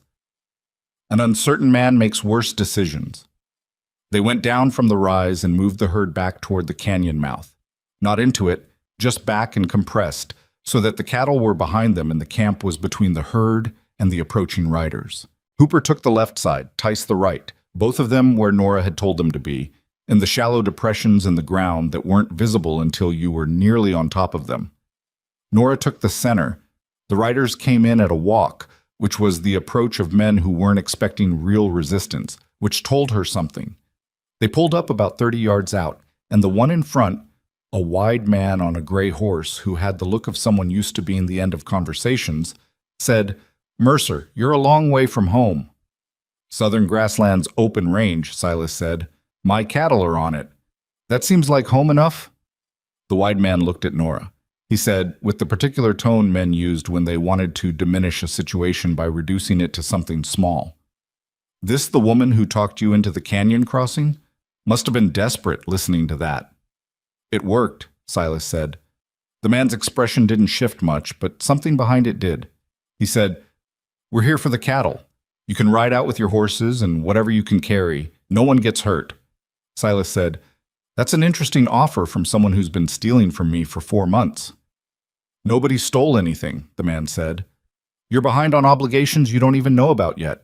The cattle cover the debt. What obligations? Silas said. Mr. Holt will explain the details, the man said, and the use of the name without hesitation told Nora that he didn't know about the documents, didn't know about Briggs and the wire to Aldgate, was operating on information that was already 4 days out of date. She said clearly enough for all 7 riders to hear. Warren Holt signed his name to a letter describing how he corrupted a land survey and arranged to have our well poisoned. That letter is currently in the county clerk's office in Harrow's Bend. A copy went to the territorial marshal's office in Santa Fe 3 days ago. The silence that followed was the kind that had a shape to it. The wide man looked at her. Something had changed in how he was holding himself. He said, "That's a serious claim." "It's a documented one," she said. "The ledger records are Gus Fenwick's. We found them in Redwall Cut, where he'd hidden them. Fenwick was keeping his own record of what Holt paid him to do." She paused. "That's the kind of thing a man does when he doesn't entirely trust his partner." One of the riders on the right, one of the men she'd identified as Fenwick's regular hands, shifted in his saddle. The movement was small, but it said something. She said directly to that man, "You know what's in those ledgers, don't you?" He said nothing, but he looked at the wide man with an expression that was already beginning to recalculate. The wide man said, "This doesn't change what we're here for." "It changes everything about what you're here for," Nora said. "You came to take cattle from a ranch that was supposed to be isolated and out of options. That's not what you found. What happened next happened in pieces, the way these things always do. Not in the clean sequence that made sense afterward, but in the compressed and confused way of the actual moment, where decisions overlapped and consequences arrived before anyone had finished making the choices that caused them." The wide man made a decision. Nora saw it in the way he straightened his back and shifted his weight. The decision of a man who had been paid to do a thing and was going to do it regardless of new information, because reversing course in front of 6 other men was its own kind of problem. He reached for his rifle. The rope line Nora had strung at knee height across the approach, looped between 2 brush clumps, and staked into the ground on both ends with iron pins she'd driven in the previous afternoon, caught his horse across the front legs as the animal lurched forward at its rider's signal. The horse went down hard and fast, rolling left, the wide man clearing the stirrups by instinct, but hitting the ground badly on his shoulder. The 2 riders immediately behind him couldn't stop in time, and their horses shied into each other, one of them unseating its rider entirely. Silas moved the moment the line tripped. He'd been holding the second rope, not a trip line, a hazing line strung between 2 posts she'd staked into the ground behind her, creating a corridor that narrowed. He released it, and the configuration of obstacles she'd built in the afternoon now compressed the remaining riders into a space where they were crowded and pointed away from useful action. Horses didn't like compression. They pushed against each other, and their riders spent energy managing them rather than managing anything else. Hooper came up from the left depression with his rifle leveled and said nothing because he didn't need to say anything. Tice came up from the right. 3 of the 7 riders, including the 2 Fenwick hands, pulled their horses back and put 20 yards between themselves and the situation. Not fleeing exactly, but separating. The separation said what their silence had already started to say. The wide man was on the ground, holding his shoulder, and Nora walked to him and picked up his rifle from where it had landed and broke it open and removed the shells and set it down again. She did it without hurrying, in the manner of someone completing an ordinary task. He looked up at her from the ground with an expression that was pain and fury and the beginning of something he probably would have called humiliation if he'd been the kind of man who used that word accurately. She said, "Tell Holt the documents are already with the marshal. Tell him whatever he was planning to do next. He should think about whether it's worth it." The man said nothing. She left him there and walked back toward Silas. Behind her, she heard the sounds of the riders reorganizing themselves. The murmur of consultation she couldn't hear clearly, the movement of horses, someone checking on the wide man. She didn't look back. She walked until she reached Silas, and then she stopped and let out a slow breath. He said very quietly, "That worked better than I expected." "The rope worked," she said. "The rest was information." "The rest was you being right about which men were uncertain," he said. She looked back. The Fenwick hands were talking to each other in low voices, separately from the others. The wide man had gotten to his feet and was examining his shoulder with the focused attention of a man determining whether a bone was broken. Two of the hired men were watching the Fenwick hands with an unease that said the group's cohesion was coming apart. "They're going to separate," she said. "The Fenwick men know their employer's name is on documents the marshal has. They have a decision to make. They'll go to Fenwick," Silas said. "Or they'll go directly to Aldgate," she said. "Either way, they're not fighting for Holt's interest anymore." The hired men, once the Fenwick hands made their move and started riding north at a purposeful pace, lost the appetite for the work fairly quickly after that. Men hired for a job that has already started going wrong have their own arithmetic, and the arithmetic was not favoring this particular morning. Within 20 minutes of the rope line falling, the southern grassland was quiet again, and the wide man, whose shoulder was bruised but not broken, as he'd determined through careful self-examination, had accepted his horse back from the hand who'd caught it and ridden away without another word. Tice stood at the edge of camp watching them go. He said, "That's it?" "That's it," Hooper said, in the tone of a man who had seen enough of these situations to know that they ended in different ways, and this was one of the better ones. Tice looked at Nora. He said, "The rope." "The rope," she said. He shook his head slowly, not in disbelief, but in the manner of someone filing something away. He went to start pulling the stakes. The territorial marshal's men arrived in Harrow's Bend 6 days after Briggs sent the wire, which was faster than Silas had told Nora to expect. Aldgate had apparently been maintaining an interest in the Red Mesa Valley situation through channels he hadn't shared with anyone locally, which meant the documents from the canvas bag had landed in a context that was already prepared to receive them. They came back to the valley from the south, all four of them, the herd, in the same order they'd used going through the cut, with the same lead animals and the same patient pace. It took 2 days. They came out of the canyon mouth on a Thursday morning and found the valley looking the way it always looked. The same grass, the same ridgeline, the same rooftops of Harrow's Bend visible to the north, and yet the light felt different, or Nora felt different in it, one of the two. Peterson was at the road when they came through. He was there deliberately. There was no other reason for a blacksmith to be standing at a dirt road at 7 in the morning. And he fell into step beside Silas's horse for a moment and said quietly, "Aldgate's men took Holt in yesterday. Fenwick turned himself in this morning. Cal Drury resigned his office before noon." Silas looked straight ahead at the road. He said, "Anyone hurt?" "No," Peterson said. "It went quietly. The documentation apparently made argument difficult." "Good," Silas said. Peterson looked at Nora. He said, "They're saying you found the papers in the canyon." "We found them," she said. "That's not the version going around," he said, and left it at that, falling back as Silas urged his horse forward. She thought about asking Silas what version was going around, and then decided she didn't need to know it yet. She would hear it soon enough. Stories about a thing that had just happened had their own way of finding you. The work of the following days was not triumphant. It was mostly just work. The practical exhaustion of bringing a herd back into a home range after weeks away, the fencing that needed attention, the water systems that needed testing now that the Holt operations interference had been removed, the assessment of what had been lost in the previous months and what could realistically be recovered. Nora threw herself into it because the work was where she was most useful and because the alternative was sitting with everything that had happened, and she wasn't ready for that yet.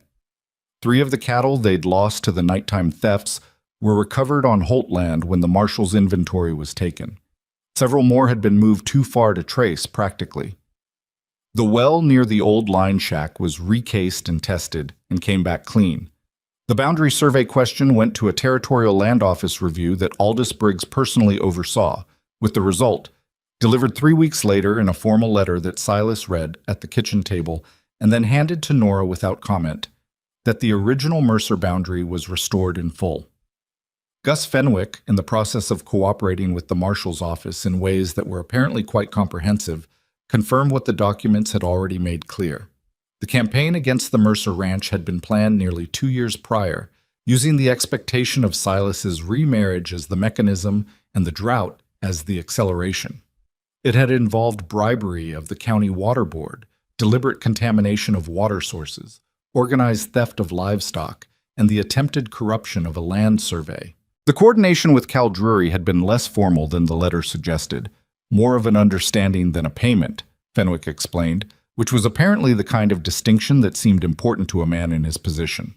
Warren Holt was transported to Santa Fe for federal proceedings. The Holt operation was placed under receivership pending the outcome, which meant the northern grazing lands and their water access became, for the first time in years, available to the valley's ranchers without the prior conditions attached. Roy Calloway came to the ranch on a Tuesday afternoon about 3 weeks after the marshal's men had gone. He came alone, without the buckboard this time, just on horseback, and he stood in the yard and waited until Nora came out of the barn and saw him. He said, "Is Silas available?" "He's checking the south fence," she said. "Should be back in an hour." He nodded. He looked at the yard, the outbuildings, the cattle visible in the north pasture. He said, "Place looks better than I expected." "It held," she said. "Things that are built right tend to." He looked at her. There was something in his expression she hadn't seen there before, that not shame exactly, but the cousin of it. The expression of a man who had been wrong in a way he couldn't attribute to insufficient information. He'd had the information. He'd made a different choice with it. He said, "I should have—" He stopped, started again. "I should have been clear about what I thought was happening. With Holt. I knew he was pushing too hard, but He stopped again. She waited. He said, "I'm sorry, Mrs. Mercer. For what it's worth."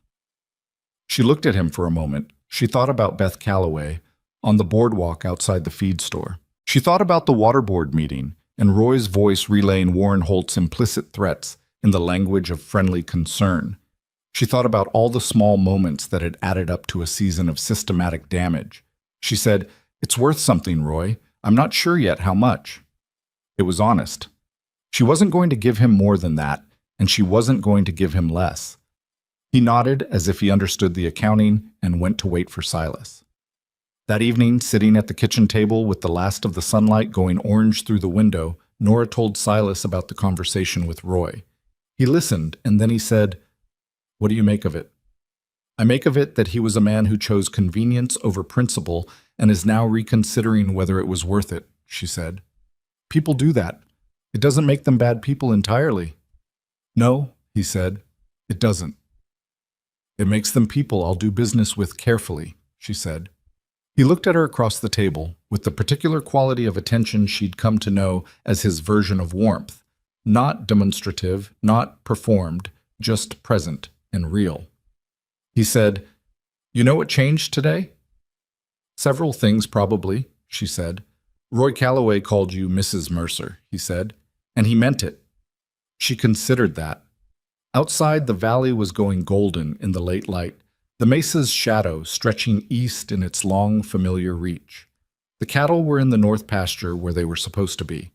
The water in the south well was running clean. The fence lines were holding. She said, "One name doesn't change what people thought." "No," he said, "but people are reconsidering what they thought." "That's a different thing from agreeing with you. It's a more useful thing." She turned her coffee cup in her hands. She said, "Denny Croft sent a letter. He's asking if we're hiring." Silas looked at her. "Are we?" "We need the hands," she said. "He's a decent worker when he's not spooked." "Then hire him," Silas said. "I already wrote back," she said. He almost smiled. She caught it before it fully arrived and looked back at her coffee, and there was a moment between them in the kitchen that was quiet and ordinary and better than it had any reason to be, given everything that had preceded it. The valley outside the window had not been transformed. It was still hard country, still dry, still capable of the kind of extended difficulty that wore people down until they made bad decisions. The drought hadn't broken. It would break when it broke, which the sky would decide on its own schedule. The work of rebuilding what had been damaged would take months, and some of what had been lost wouldn't come back. But the thing that had been organized against them was gone. And what remained, the ranch, the land, the water rights restored, the cattle in the north pasture, the two people at the kitchen table, had proven itself in the particular way that things only got proven, by going through what it went through and still being there afterward. Nora got up and went to start supper, because the day wasn't over and supper didn't make itself, and there was still an hour of good light left, in which a useful person could do useful things. That was how she had always been. It was, she had come to understand, what had saved them. Not any single decision or any single moment of courage, but the long accumulation of that quality, day after day, season after season, before anyone knew the saving would be needed. She put the pan on the stove. She went to work. Denny Croft came back in May, which was when the rains finally arrived. They came the way rains came in that part of the territory after a long dry stretch. Not gradually, not with the polite warning of a normal spring system, but in a sudden 3-day soaking that turned the creek beds from dust to running water overnight and brought up the grass in a green so vivid it looked almost aggressive against the red-brown of the mesa. Denny rode in on the second day of it, his hat dark with water and his expression carrying the particular mixture of relief and embarrassment of a man returning to a place he'd left badly. He tied his horse at the rail and found Nora in the barn, and he stood in the doorway with the rain coming down behind him and said, "I got your letter." "I see that," she said. She was mending a cinch strap and didn't stop. He said, "I know I left at a bad time." "You left when you needed to," she said. "That's a different thing." He stood there for a moment, trying to work out whether that was forgiveness or a different kind of accountability. She let him work it out. He said, "Am I hired?" "You're hired," she said. "Same terms as before. You work hard, you stay when it gets difficult, we won't have a problem." "Yes, ma'am," he said, and went to put his horse up. He was the first. Through May and into the summer, 2 more hands came on. A woman named Sarah Voss, who had worked cattle in the Eastern Territories and had references that Nora checked personally, and a quiet older man named Creel, who had spent 15 years on drives and had the kind of accumulated practical knowledge that no amount of youth or energy could substitute for. Nora hired them both, and she did it the way she did everything, by watching them work first and asking questions second, giving more weight to what she saw than to what anyone said about it. The ranch rebuilt itself the way damaged things rebuilt. Not all at once, not without setbacks, but with the cumulative momentum of consistent work over time. The herd recovered. The water systems, with the Holt interference removed and the aquifer access restored to full rights, ran cleaner and more reliably than they had in years. The south pasture, which had been badly overstressed during the drought, came back with the rain and the careful rotation management Nora had been planning since February, moving the cattle through sections on a schedule that gave the grass time to recover before the next pressure was applied. The boundary restoration was finalized in July, in a formal document from the Territorial Land Office that Aldous Briggs delivered personally to the ranch on a hot afternoon, setting it on the kitchen table with the quiet satisfaction of a man who had spent a career in public records and understood, better than most, what a correctly drawn line meant to the people who lived on either side of it. He declined the coffee Silas offered and said only, "It should have been this way from the beginning," and left. Silas put the document in the ledger drawer where he kept the things that mattered and went back to work. Warren Holt's federal proceedings concluded in September in Santa Fe without drama. The documentation had been too thorough for effective contestation, which was the nature of cases built on a man's own signed letters. He was found liable on 4 counts of coordinated fraud, 2 counts of deliberate property destruction, and 1 count relating to the corruption of a public official, the last being Cal Drury's situational understanding with Holt, which Fenwick's cooperation had illuminated in uncomfortable detail. The sentence was what it was. The Holt grazing operation was sold in receivership, parceled out among several buyers, and the land itself went back to what land always went back to when the people who'd been managing it were gone, patient, indifferent, waiting for whoever came next. Gus Fenwick received a reduced outcome in exchange for his cooperation, which was the arrangement he'd apparently calculated when he hid those documents in Redwall Cut, keeping his insurance close enough to use if the situation required it. It was a careful man's move.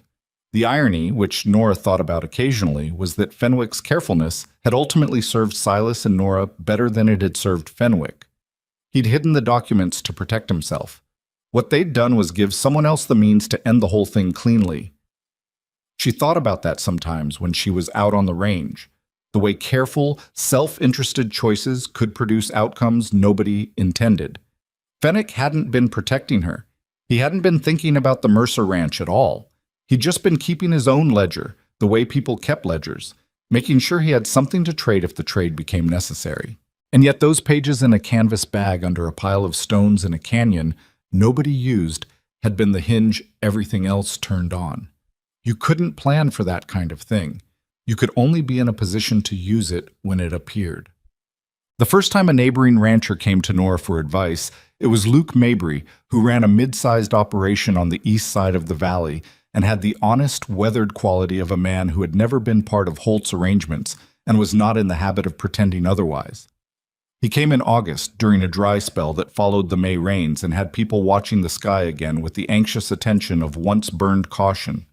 He found her checking the water levels in the north tank and said, without extensive preamble, "I've got a section of east pasture that's draining wrong. Animals are going to it but not drinking. I thought I had a spring coming up, but the water's sitting wrong." She went with him. She looked at the section, walked the ground around the tank, checked the soil composition at the seep point, traced the drainage pattern uphill to where it was coming from. She told him what she thought was happening. A sulfur seep in the limestone, similar to what she'd traced on the Mercer land 2 years prior, introducing enough mineral content to the water that the animals were avoiding it by instinct even when thirsty. She told him how to address it. He wrote it down. He said, "I appreciate it." He paused.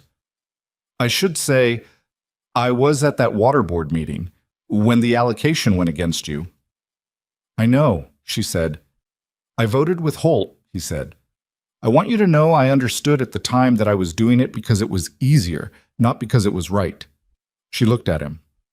He was a straightforward man and he was saying a straightforward thing, and she respected the straightforwardness, even though the thing itself was not something she could simply dismiss. She said, "Knowing the difference between easier and right is more than some people manage." He nodded.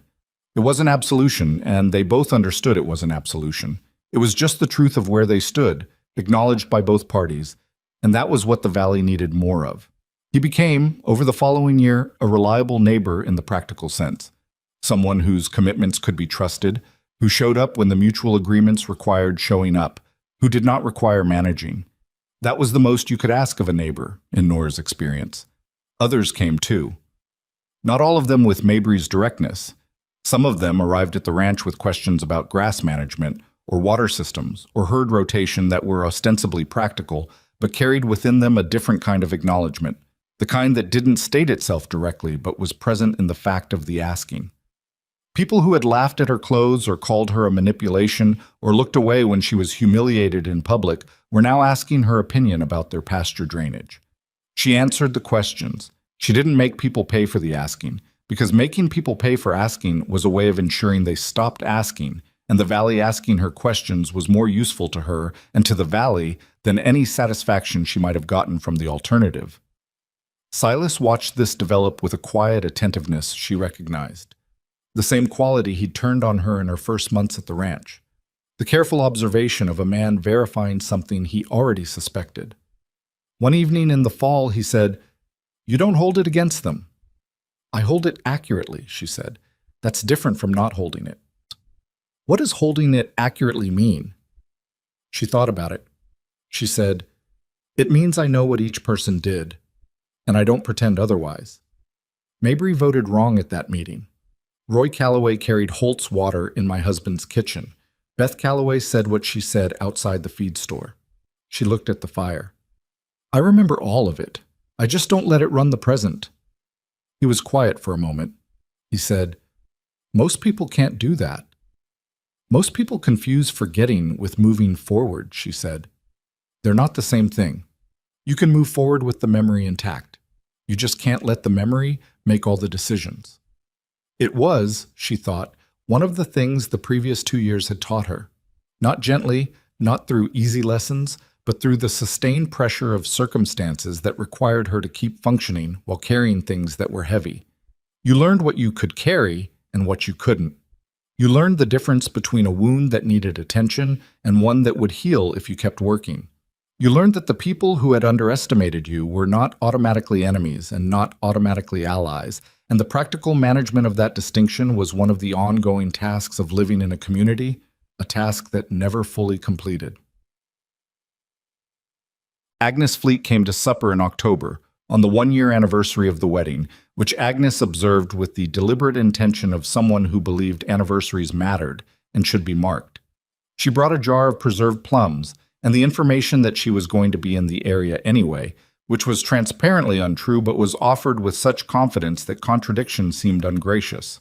She sat at the kitchen table and ate supper with Nora and Silas, and told them about the valley as she saw it, the Holt land parcels, and who had bought them, and what she thought of the buyers, the situation with the new county water board, which had been reconstituted after Drury's resignation and Holt's proceedings, and was now populated with people Agnes considered an improvement on the previous arrangement, the state of affairs at Roy Calloway's Mercantile, which she summarized as chastened. "He's chastened," she said, with the satisfied delivery of a woman who had waited for this specific word to become accurate. "Not transformed, mind you, but chastened. There's a difference."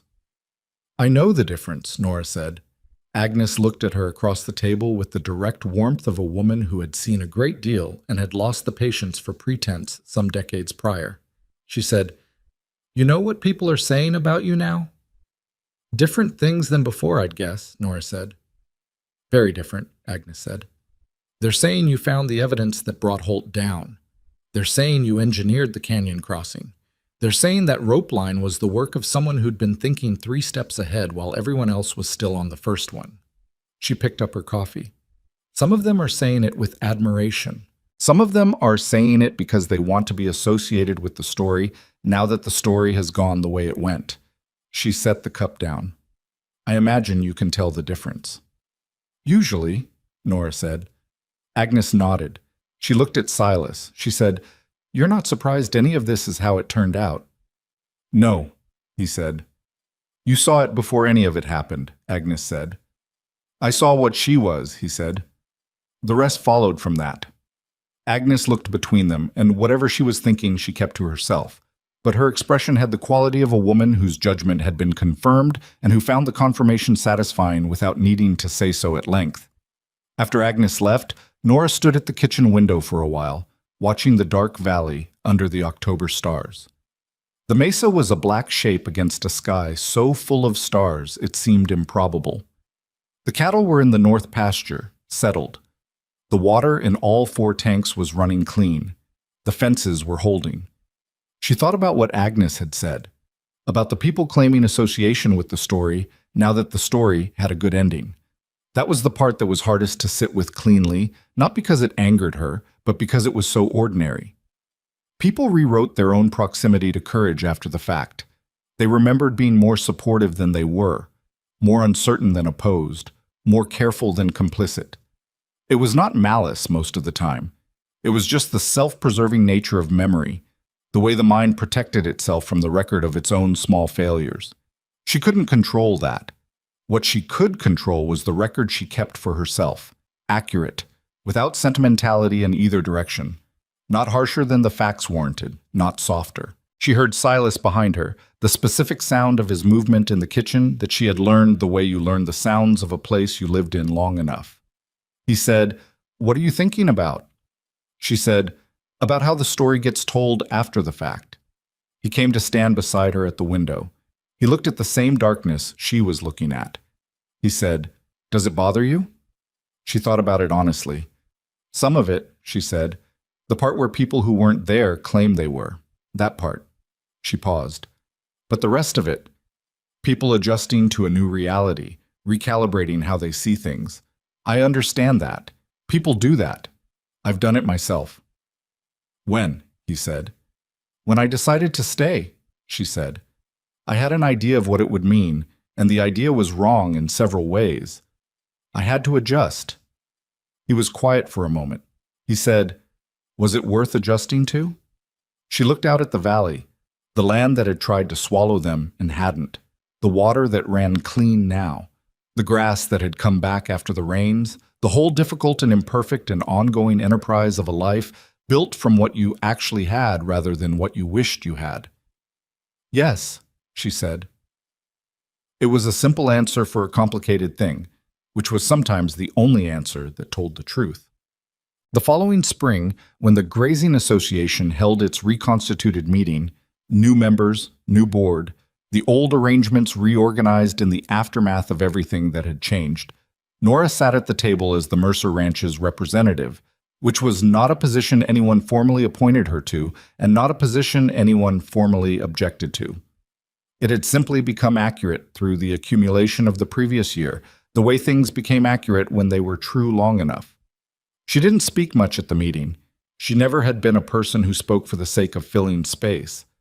But when the discussion turned to the shared aquifer management for the coming dry season, the protocols, the allocation formulas, the contingency arrangements, she said what she thought needed saying, and when she was done, there was a pause of the kind that meant people were incorporating new information rather than waiting for their turn to dismiss what they'd heard.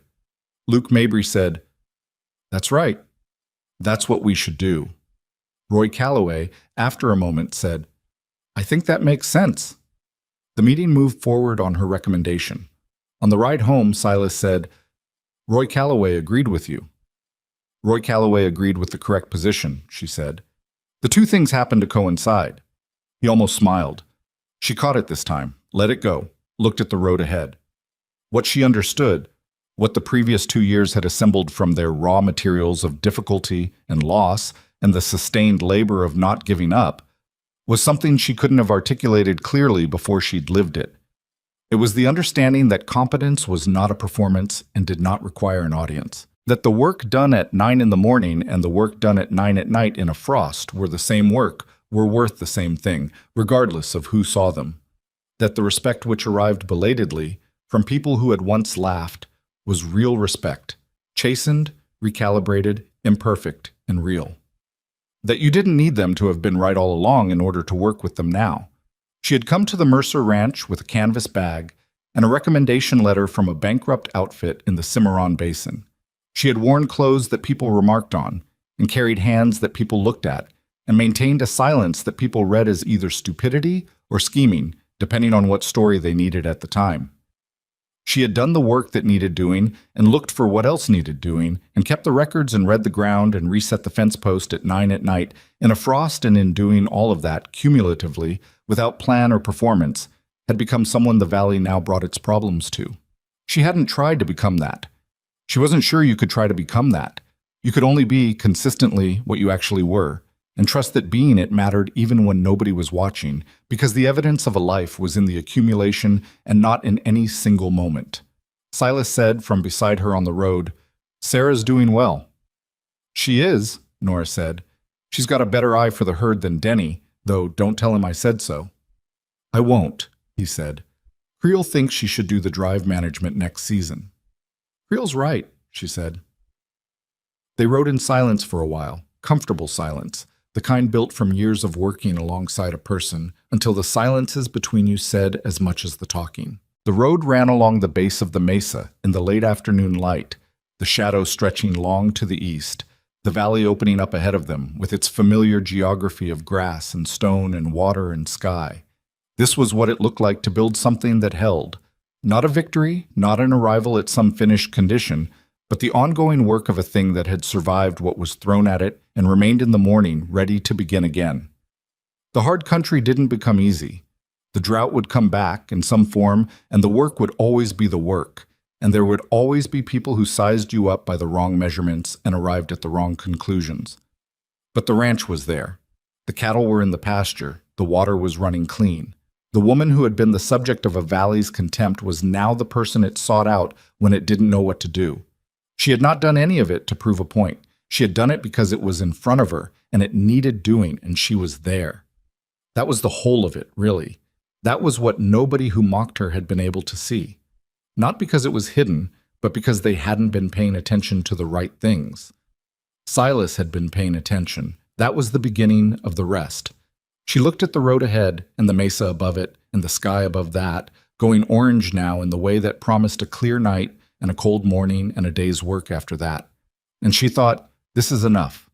This difficult, imperfect, hard-won, ongoing thing. This is enough. She rode home in the long light of a Red Mesa Valley evening, and the valley held her the way it held everything that had proven itself in it. Not gently, not perfectly, but permanently, in the way of country that does not forget what has survived it.